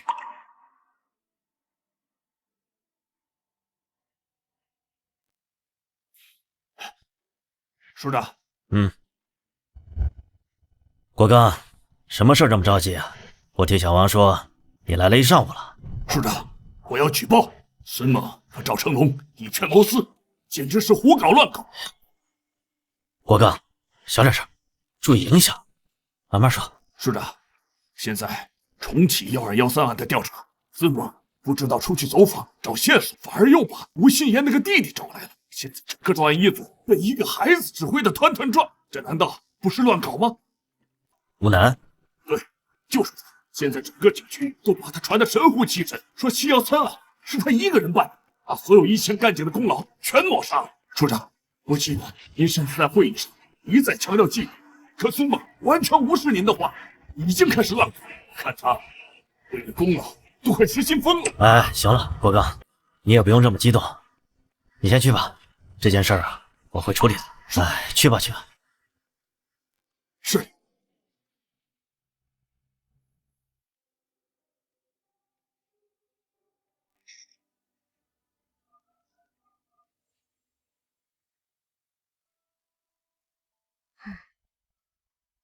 推理到这一步，我几乎可以确认，凶手就是他，因为他在作案前做了充足的准备，所以还需要更多的补充侦查，完善证据链，尤其是他伪造不在场证明的证据，必须查清楚。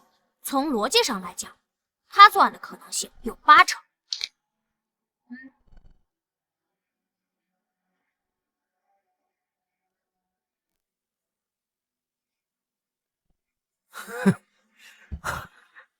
真的神了啊！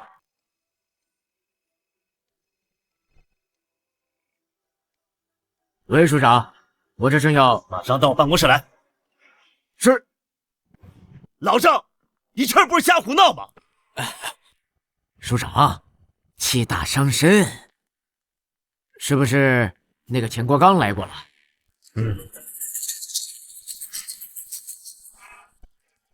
你怎么这么糊涂啊？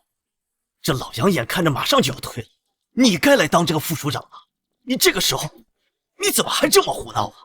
就孙猛那个脾气，跟火药桶似的，你怎么也跟着一起？不是，署长，其实什么不是啊？你让一个9岁的孩子来指挥你们，这传出去什么影响啊？这事如果要传到市厅里，你什么责任？我认为我们做刑警的，一切以破案、为被害人讨回公道为目的。至于方法，行，破案。你说的轻松，1213案，当时我们查了多久？派了多少警力？排查了多少人？结果呢？线索全断了。这不是靠简单的推理就能够破的案。我承认，吴楠他确实擅长推理，但他没学过刑侦呐。我劝你啊，不要异想天开。他是个好苗子，但他不是神仙。署长，他只要能破案……停！署长，我实话跟您说了吧，其实1213案，吴楠已经发现了一些非常重要的新线索，基本上可以敲定犯罪嫌疑人了。只不过还要做一些补充的侦查，因为推理的因素比较多，实质性的证据还有所缺乏。你有多少把握？吴楠认为有90%，我认为50%。署长，其实我想，关于这个案子，它有一定的特殊。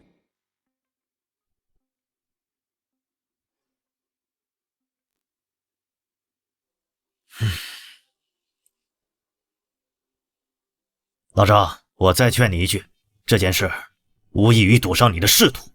如果案子破了，你就是副署长；如果案子没破，这么乱搞，你知道后果，你要考虑清楚啊。署长，我明白，我都考虑清楚了。破案要紧。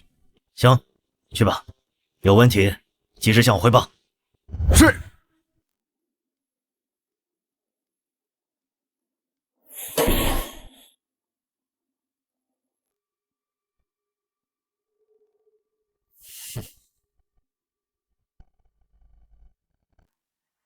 听说了吗？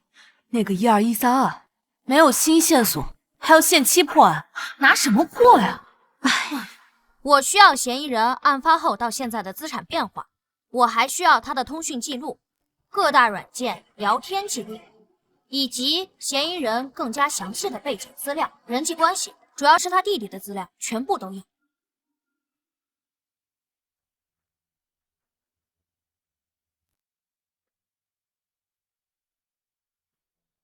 可以确定，他伪造了不在场证明。抓人吧！好，开始行动。老王，你去联系曼和警方，把所有的资料准备好。老孙啊，监听设备一定带上。OK。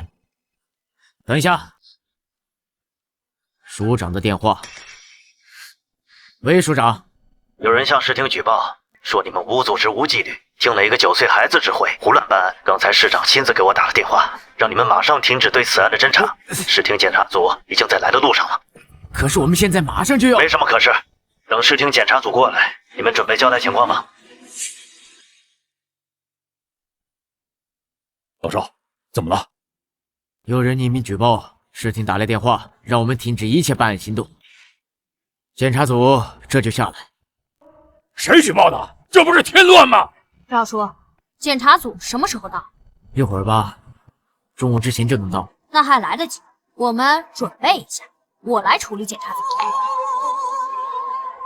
你？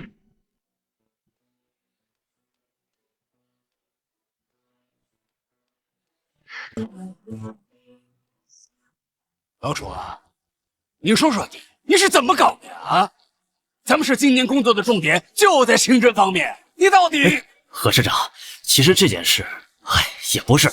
来，咱们进去说吧。你看看这干什么呢？简直是无组织无纪律！赵成龙呢？你马上把他给我叫过来。是，我马上把他叫过来向您汇报。你先，请。起立，起立！市长好。好，大家好啊，都请坐啊。这是怎么回事啊？你们等一下。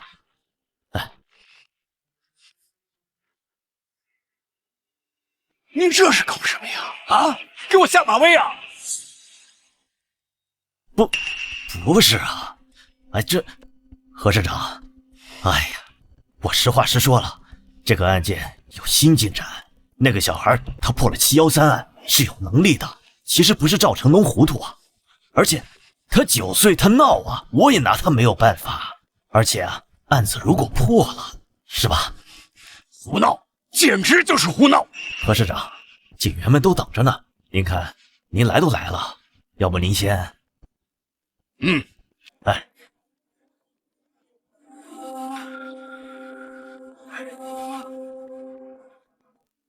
老赵，你出来一下。是。市长，小赵啊，你是怎么回事啊？市长，其实1213案我们已经有了突破性的进展，可以马上向您汇报。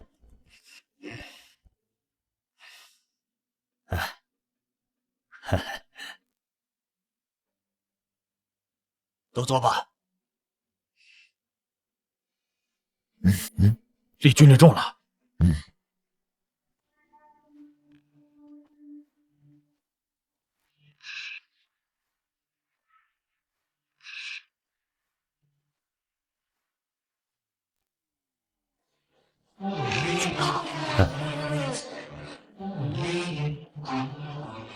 还迟啊！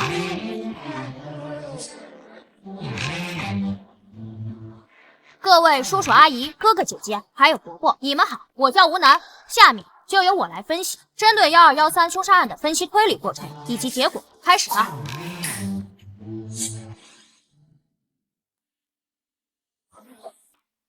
从这一点，大家请看，这是1213案死者宋东的人脉关系。被害人宋东，男，51岁，郊区新力食品厂老板。去年12月13日被人勒死在自己的办公室，后有保安发现其尸体。根据警方的前期调查，已经排除了数10名嫌疑人以及3名重点嫌疑人。因此，我重新分析了宋东的人脉关系、家庭情况。从我们最初的掌握情况来看，宋东的死亡无非是仇杀、情杀，或者是因为钱。熟人作案的可能性高达90%以上，但不排除雇凶杀人的可能性。有道理啊，说的有道理，说的有道理。但对我个人，再结合实际情况，宋东的死必然是熟人作案，并无故凶杀人的可能。因此，我将侦查重点放在……小朋友，打断你一下啊。您说，1213案件是去年年末的头号重案，我也看过卷宗。据我所知啊，被害人宋东，他是本市知名的企业家，他的社会关系极为复杂。被害之前，他有多重关系在身。那我要问你是基于什么样的理由或者是线索，直接将雇凶杀人的可能性给排除了呢？凶手作案的方式很复杂。复杂吗？很复杂。请你详细说说。我之后会说到，请您不要打断我的汇报流程。吴南，这位是何时的？注意你的态度。坐下。你继续说。宋东因家暴等原因13年前离异，前妻冯冬梅带走了2个女儿。宋东与女儿的关系非常冷淡，直到4年前，前妻冯冬梅去世，宋东与女儿的联络渐多，关系逐渐缓和。在我初次看完卷宗时，我个人认为宋东的死是因为钱的可能性最大。首先要怀疑对象是财务主管傅娇娇，她是宋东的姘头，并在宋东死亡后参与了遗产争夺战。但我很快又排除对傅娇娇的怀疑，因为经过分析，我发现活着的宋东比死亡的宋东对傅娇娇的好处更大。事实也确实如此，傅娇娇还没嫁给宋东，打官司也没拿到任何遗产。因此，我转移了分析重心，将注意力放在了宋东的家庭上。他有2个关系不怎么好的女儿，看图，大女儿宋茜，女，27岁，4年前结婚，丈夫苟洪涛。在宋东死亡前，2人定居于曼河市，开设了一家很有规模的连锁快餐店，育有1女，已经1岁。二女儿宋阳，女，25岁，2年前结婚，丈夫张科。在宋东死亡前，夫妻2人也是定居于曼河市，都在外企上班，未生育。我记得刑侦上有一句名言，叫做大胆假设，小心求证。宋东的死跟他2个女儿有直接关系。其实我也怀疑其他人，并做了补充侦查，但那些已经不是重点，暂且不说。我就说我为什么怀疑他们。你这个假设不算大胆吧？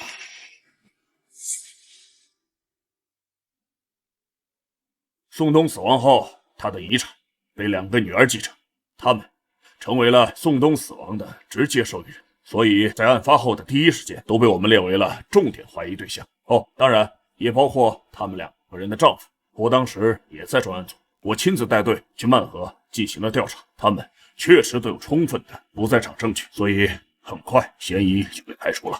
你能别打断我吗？那我继续说。第一，他们与宋东的关系不是很好，当年家暴离婚，可以说是他们的童年阴影。在前妻冯冬梅去世前，宋东几乎见不到女。第二，宋东可能会再婚，再婚的对象就是傅娇娇。宋东51岁，傅娇娇36岁，相差15岁。宋东身体不好，死亡前已经两鬓发白，若2人成婚，可以说是老夫少妻。根据之前的调查取证，傅娇娇与宋茜、宋阳在宋东死亡前3个月有过频繁的通话，而根据之前食品厂财务室员工的证词，傅娇娇曾在电话中与宋茜、宋阳发生过激烈争吵，宋茜、宋阳以及他们的丈夫还来过心理食品厂与傅娇娇发生冲突。为什么？为什么？因为钱。宋冬身体不好，他们怕傅娇娇嫁给宋冬，将来会拿到宋冬的所有财产，甚至他们知道自己与父亲关系不好，他怕宋冬在傅娇娇的蛊惑下提前立下遗嘱，将财产全部留给傅娇娇，所以他们将傅娇娇视为眼中钉。然而傅娇娇没有被害，死的却是宋冬。这部分先推理到这里，我们再来换个角度。请看，这是新力食品厂12个厂区监控，每一个监控都覆盖大量厂区范围，只在厂房后、办公楼后存在监控死角。所以，我认为杀害宋冬的是熟人，才能对新力食品厂熟悉，所以才能在作案前后完全避开厂区监控。宋冬死亡时间是在夜里9点10分左右，凶手是从后窗翻入办公室，从后用绳子勒死了宋冬，又翻窗离开。那么，疑问出现了：凶手是如何打开窗户的？这很重要。怎么打开？当然，可能就是宋冬忘了关窗户。但去年12月，京城早已降温，全天气温维持在12度到17度之间。而警察接到报案，赶到现场时，空调制热是开着的。那么，也就是说，宋冬不应该开窗户。另外，宋冬办公室的窗户是平开式，并非横拉式。此类窗户还有气密胶条，在关闭时，如果不反锁锁好，窗户会弹开缝隙，很难关严。而在正常人使用的情况下来说，关窗户时一定会随手锁上。以上，我有充足的理由判断，被害人宋冬在死亡前理应是在屋内吹着空调。而窗户属于内部上锁状态，而根据现场勘查，窗户已经打开状态，且并未破坏，这就很奇怪了。凶手既然是翻窗进，作案后又翻窗离开，那么凶手一开始是如何在外面打开窗户的？是啊，这个问题。是啊，怎么进来的？这真的很重要。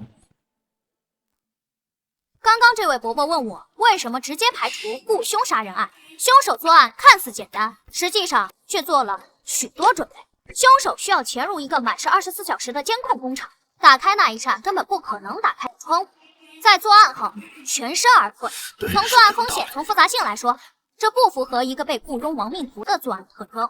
如果真有一个这样被雇佣的傻子，站在便于谋杀的角度，我认为凶手一定会在工厂外蹲守，寻找夜黑风高制造车祸的事情。宋冬经常深夜独自开车回家，新力食品厂属于郊区，回城的路上需要经过一段没有任何监控的郊区土路，那才是最佳的落脚点。只要有一点小刮蹭，将宋冬骗下车，亦或者蹲守在宋冬小区的门口，等待最佳的时机。这些方法比本案作案的方式简单也安全得多。等等，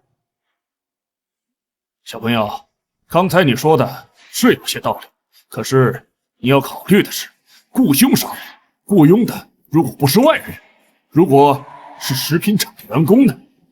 我考虑过，新力食品厂直至案发时，在职员工共276人，男员工有107人，女员工169人，所有员工皆无案底。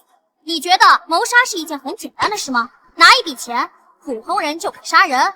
可是有些人，我知道，有些员工本就与被害人存在严重的矛盾，而根据现场调查，和离职员工在内，一共有7人跟宋冬存在严重矛盾。他们的名字分别是霍俊生、冯娟、苏广义、王二虎、魏坤、韩浩、李汉。而在案发前，霍俊生和冯娟夫妇早已去外省打工，被排除嫌疑外。王二虎因工伤赔偿纠纷已经闹了小半年，但他右手残疾，不作案。苏广义、魏坤、韩浩皆有不在场证据，李泰拿不出不在场证据，也曾被列为重点嫌疑。最后，根据一段城区交通监控确认李泰当夜行踪，也被排除嫌疑。还有问题吗？没问题，那我们继续。还是刚刚那个问题，凶手是如何在外面打开窗户的？我认为凶手应该提前进了办公室，提前将窗户打开，并将窗户掩好，伪造了窗户锁好的假象。宋冬没发现这一点，之后凶手才能顺利进去。因此，我查看了宋冬死亡前几天工厂的全部监控。原来问题出在这儿啊！这样听起来也挺合理的。工厂一共有12个厂区监控，6个厂房监控，4个办公楼监控。这是案发前2天，去年12月11日中午11点24分，办公楼东走廊的监控画面。这个人进入了宋冬的办公室，不知做了什么，又从办公室离开。而这一天，根据监控显示，宋冬上午根本就没在办公室，他是在下午3点多才到。所以，这个人是趁宋冬不在的时候，独自进入了宋冬的办公室。他在干什么？我也不清楚。拿资料、整理文件、打扫卫生，不，都不是。以上那些情况我都已经筛掉了。在宋冬不在的情况下，进入其办公室，往往都是需要一个极为正当的理由。而这个人，我不觉得他有什么正当的理由，他就不是新力食品厂的员工。视频截图可能看不清楚，但经过特征对比，几乎可以确定，这个人就是宋冬的大女婿苟洪涛。还真是啊！案发前2日中午，趁宋冬不在的时候，苟洪涛进入其办公室，停留7分钟才离开。他去做了什么，我也不得而知。但我认为，他把办公室的后窗打开，利用东西将窗户掩好，为谋害宋冬做了准备。确实是一种非常大胆的设想。很异想天开，对吧？我为什么要这么说？但是，小朋友，不好意思啊，我再打断你一下。您说，你的关于窗户的推理呀，有道理，不过呀，也只是推测而已，并没有任何的实证啊！尤其是对苟洪涛曾经进入办公室的这段分析啊，我觉得完全是主观臆断。根据我上次看过的报告啊，宋冬和大女儿一家在最近的1年内来往极其频繁，而且其女婿苟洪涛也曾经多次去厂里头找过他的岳父宋冬。你所发现的这一次啊，其实并非是第一次。那你看啊，我可不可以这样来推测啊？苟洪涛在案发前2日去找宋冬，进到厂里之后，发现宋冬没有在办公室，他就在办公室坐到沙发上等了一会儿，等过之后他才离开，这样也有道理，对吧？而你呢，直接认为他这么做是为谋杀在做准备，这样是不是过于草率啊？但是我刚刚说了，但是什么呀？确实，仅凭这段监控不足以证明什么。但是，12月11日中午11点24分，苟洪涛走出办公室。11点36分，苟洪涛进入公共食堂。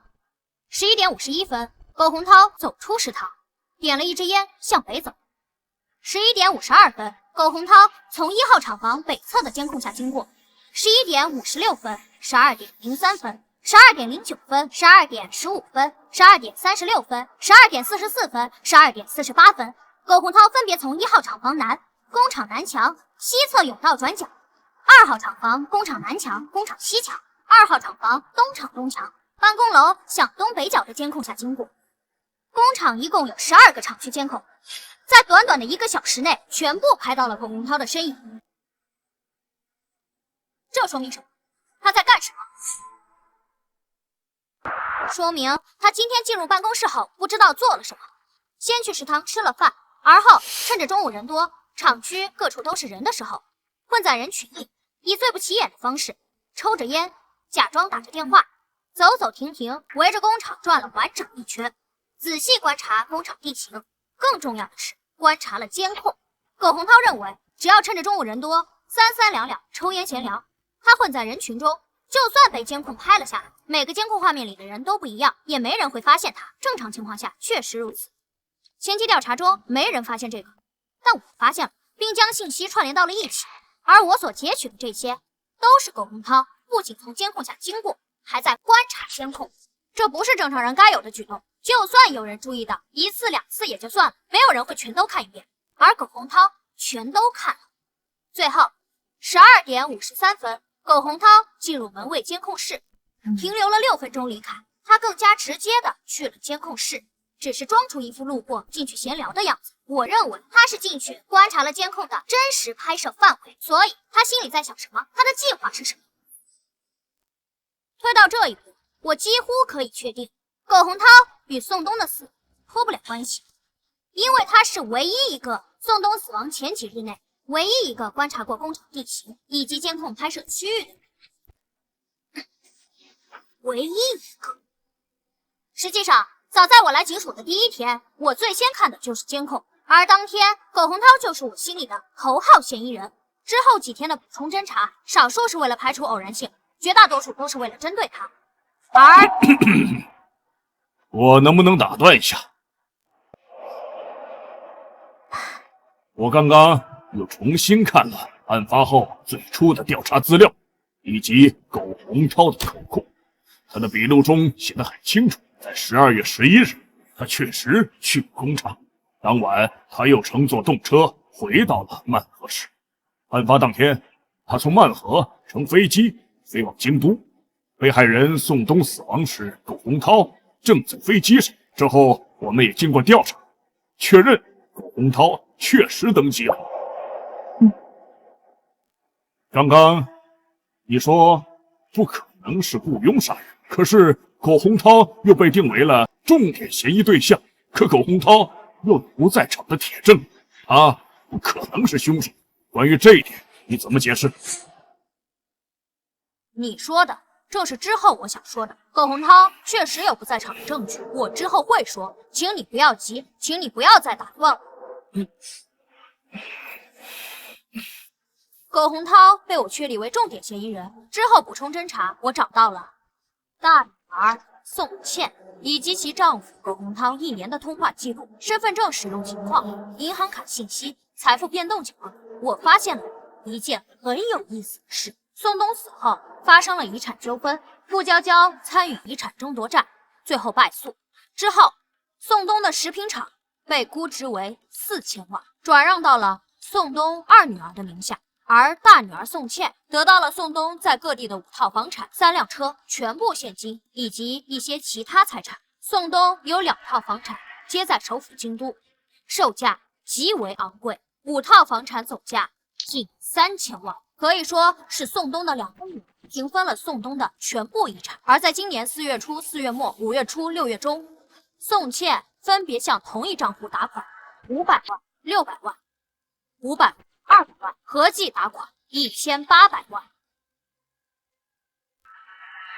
而这转账账户持有人名为苟洪波。苟洪波，苟洪波，苟洪涛，这个名字从未出现在原本的调查档案中，但他是谁，大家应该很好判断。苟洪波，苟洪涛，他就是苟洪涛小1岁的亲弟弟。而这个名字之所以没有出现在原本的调查档案里，一来，苟洪波与死者宋冬没有直接关系，2人没有任何私交，私下里没有往来，直接查本就查不到；二来，是有人认为苟洪涛的不在场证明是铁证，因此早早断了这条线的追查，自然不会查到其家庭更多情况。铁证很奇怪。宋茜为什么要在警方停止调查后，也就是今年的4月，频繁向自己丈夫的弟弟打款，前后足足打了1800万之多？为什么？若是因为有钱，夫妻感情好，宋茜得到的遗产，苟洪涛也能做主。苟洪涛照顾弟弟，给了弟弟钱，但谁会给这么多次？前后已经给了1800多万，谁会这么大方？我觉得这很有问题。的确是。当然，这只是我的主观推断，并不能说明什么。金钱来往会有很多种，在这里我们暂且不说。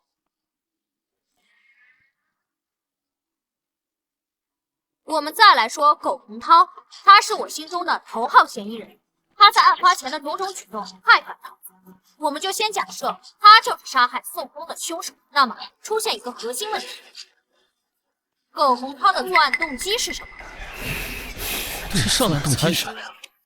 凶杀案最重要的就是杀人动机，这是一切前提的开始。苟洪涛，男，30岁，曼河本地人，是个拆二代。22岁大学毕业后，曾换过多份工作。24时认识了现任妻子宋茜。4年前，26岁的苟洪涛与宋茜结婚，两人共同经营快餐店。去年的4月，宋茜为苟洪涛生下一个女儿。值得一提的是，被害人宋东却没有参加女儿的婚礼，他没有收到邀请。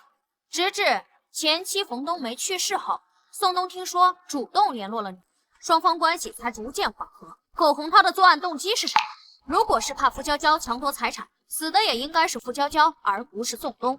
而且之前也提到了，宋东身体不好，何必铤而走险，谋杀一个活不了几年的人，就是为了等几年本就能拿到的财产，这是很不合算的。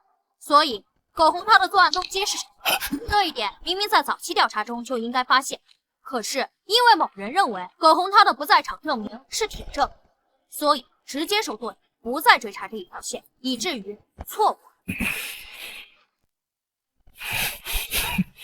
不过所幸我们在补充侦查时有所发现。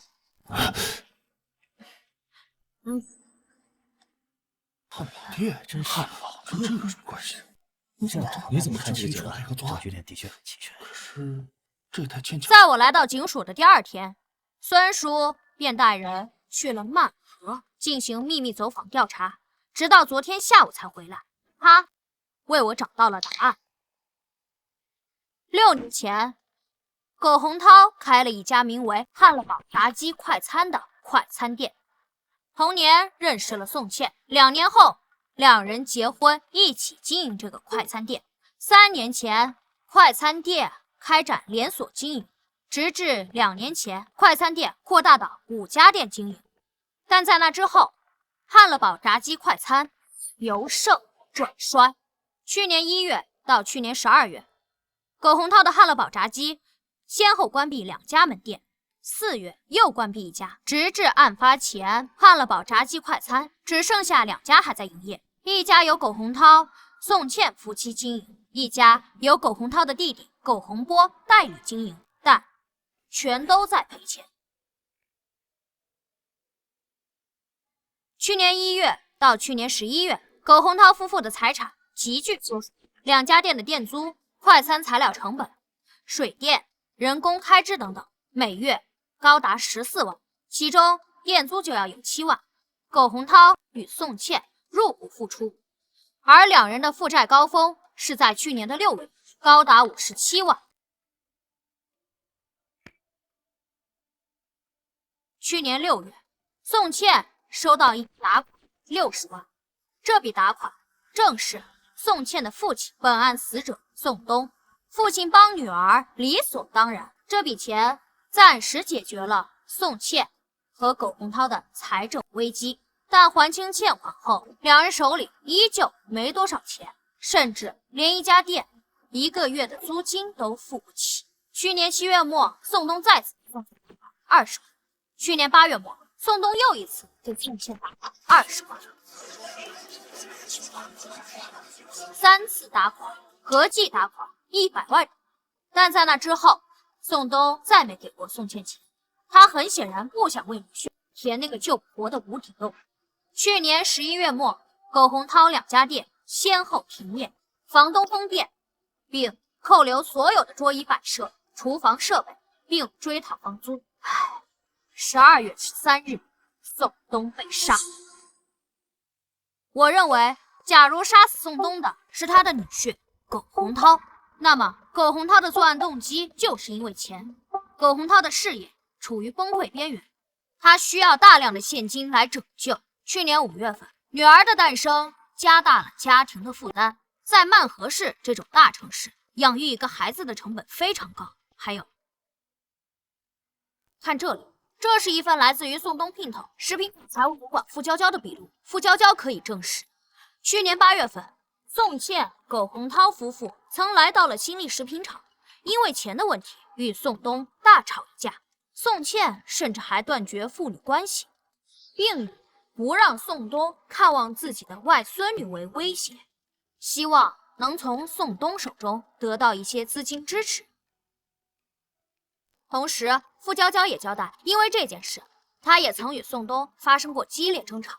她对宋东入股汉乐宝炸鸡的事持反对派。是的，傅娇娇不了解宋茜、苟洪涛的财务状况，甚至以为夫妇俩是冲着自己来的，让宋东对汉乐宝炸鸡店入股，扩大经营，不过是借口，是为了转移宋东的财产，防着自己罢了。但有一点可以明确，宋东、傅娇娇、宋茜、苟洪涛夫妇三方曾发生过激烈的争吵，核心问题只有一个：钱。综上所述，宋茜与苟洪涛夫妇有足够的动机来谋害宋东，他们需要马上得到宋东的所有财产来拯救自己的人生，甚至整个计划的制定者不是苟洪涛，而是宋茜。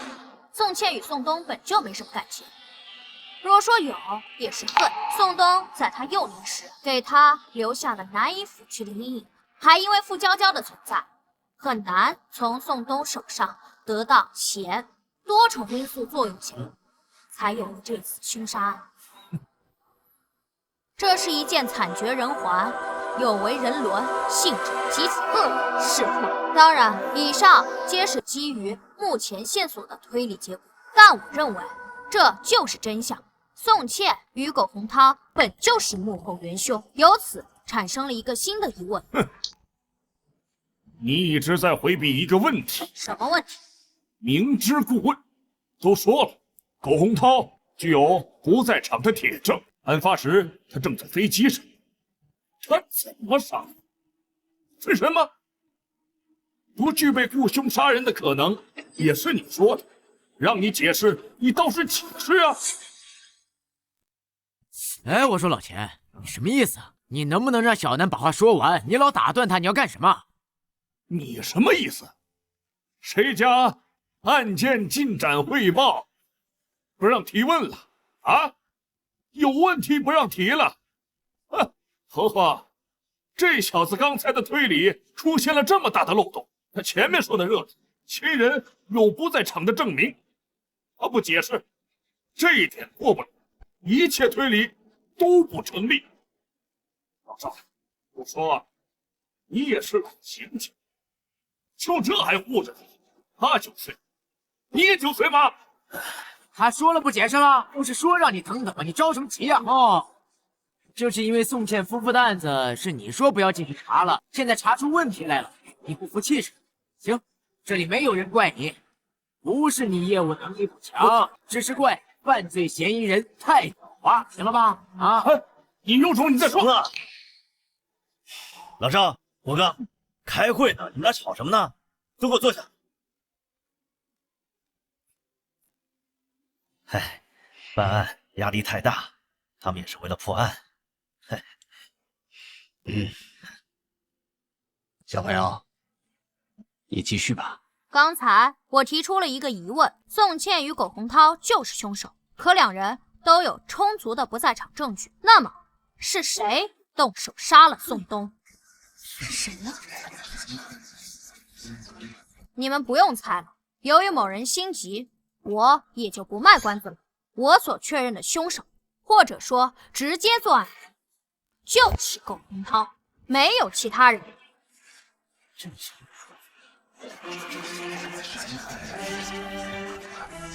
哎，他不是有不在场证明吗？他怎么杀？其实最开始推理到这里，我也很疑惑。明明线索都指向了苟洪涛，可是苟洪涛在案发时都已经登机了，他不可能作案。那么是谁杀了他？如此反常的问题，会是我推断错了？不，我没错。你认识这个人吗？苟洪涛。错，他是苟洪波。这是苟洪波在户籍系统内的登记照片。其实我最先看到的不是这一张，而是我来警署的第一天，在网络上寻找一些可以用到的线索时发现的这张照片。这张照片来自于宋茜的社交网络，这是她与苟洪涛结婚当天的照片。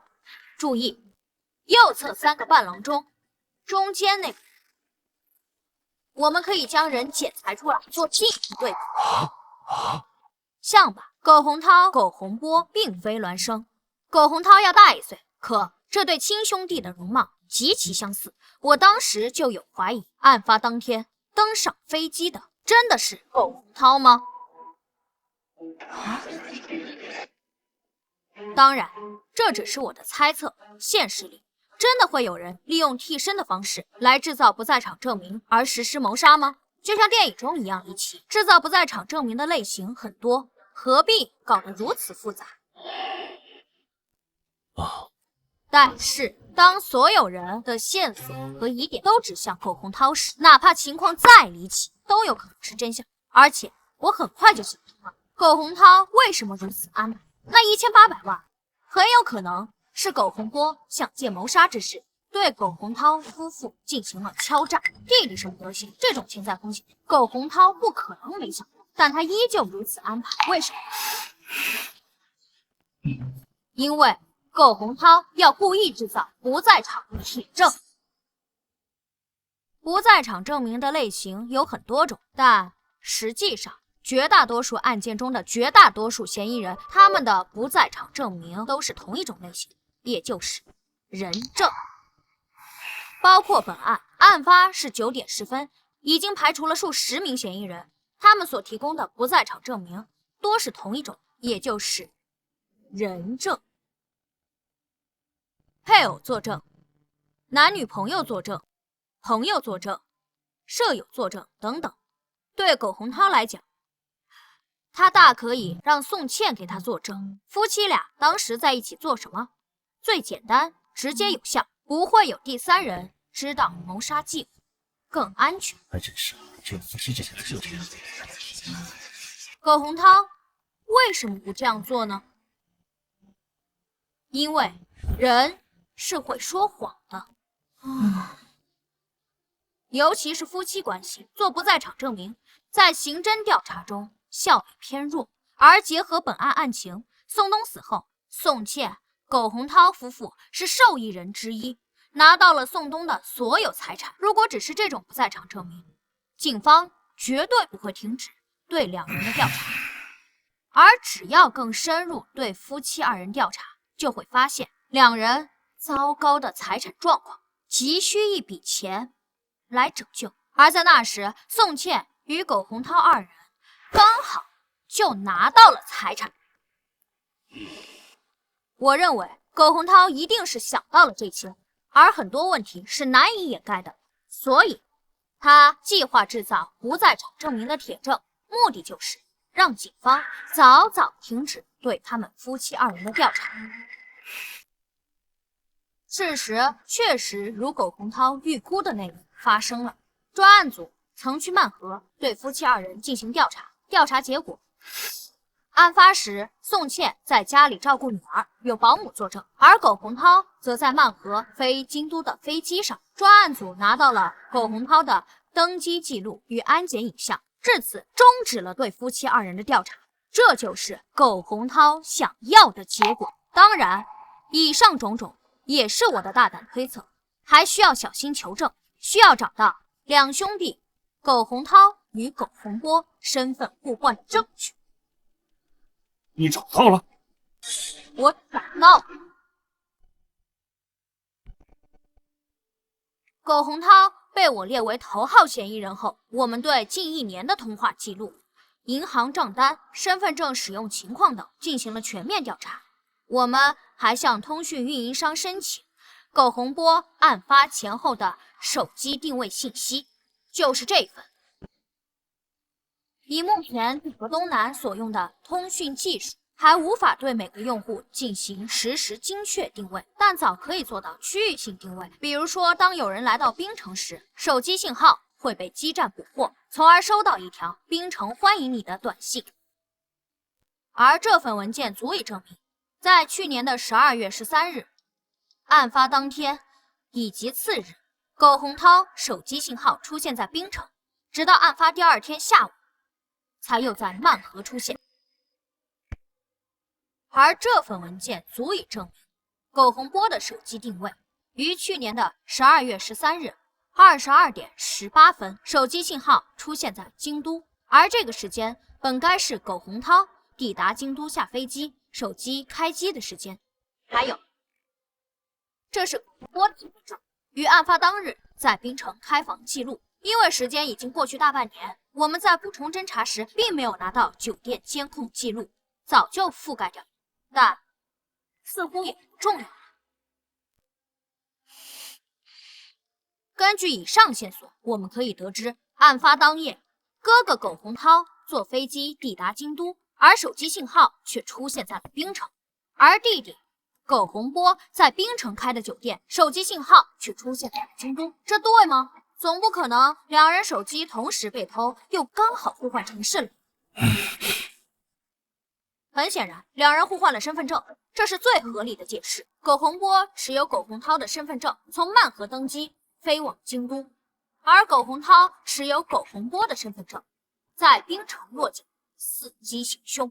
最后，这是案发现场唯一一个能够指向凶手的线索。位于被害人办公以后，43码的登山靴鞋印，43码是常见，但恰好苟洪涛就是43码。综上所述，苟洪涛有足够的动机，观察过作案地形，不在场证明明显伪造，其体貌特征也符合现场的采集证据，他就是本案的凶手。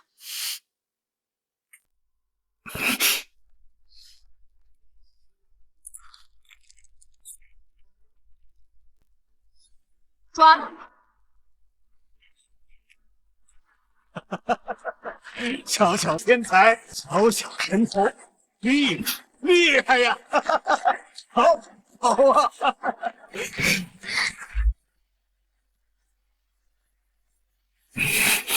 厉害呀！精彩！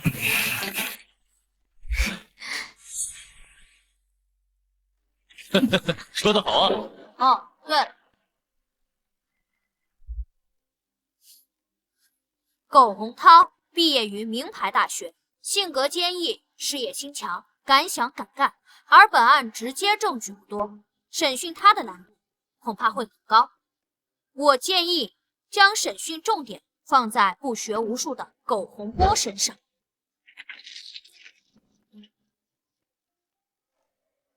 你们凭什么抓我呀？我犯了什么罪？凭什么抓我呀？苟洪波，你哥苟洪涛可是都招了，你还想扛到什么时候？招了？招什么？跟我有什么关系？他跟我们说呀，你杀了他的岳父宋东，并且在事后瓜分了1800万，他可交代的清清楚楚。你还想抵赖吗？啥？我杀的？不是你还能是谁？坦白从宽，抗拒从严，否则……不是我，不是我呀！人是我哥杀的，是苟洪涛杀的。怎么可能呢？他当时是在飞机上。是我在飞机上的，是我呀！哦，我交代，我全都交代。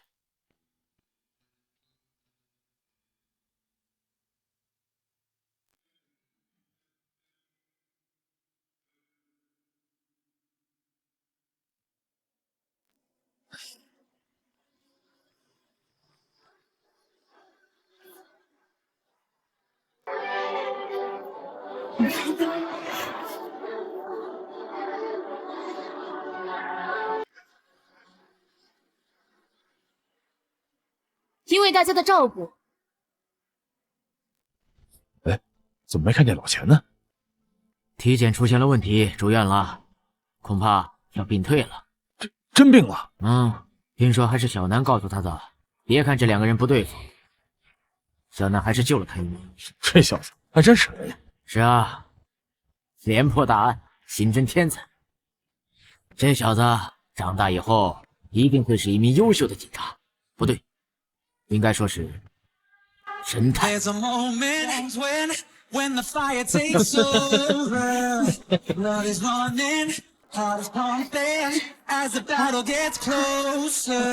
这么聪明呢？我们的小神探，好可爱呀！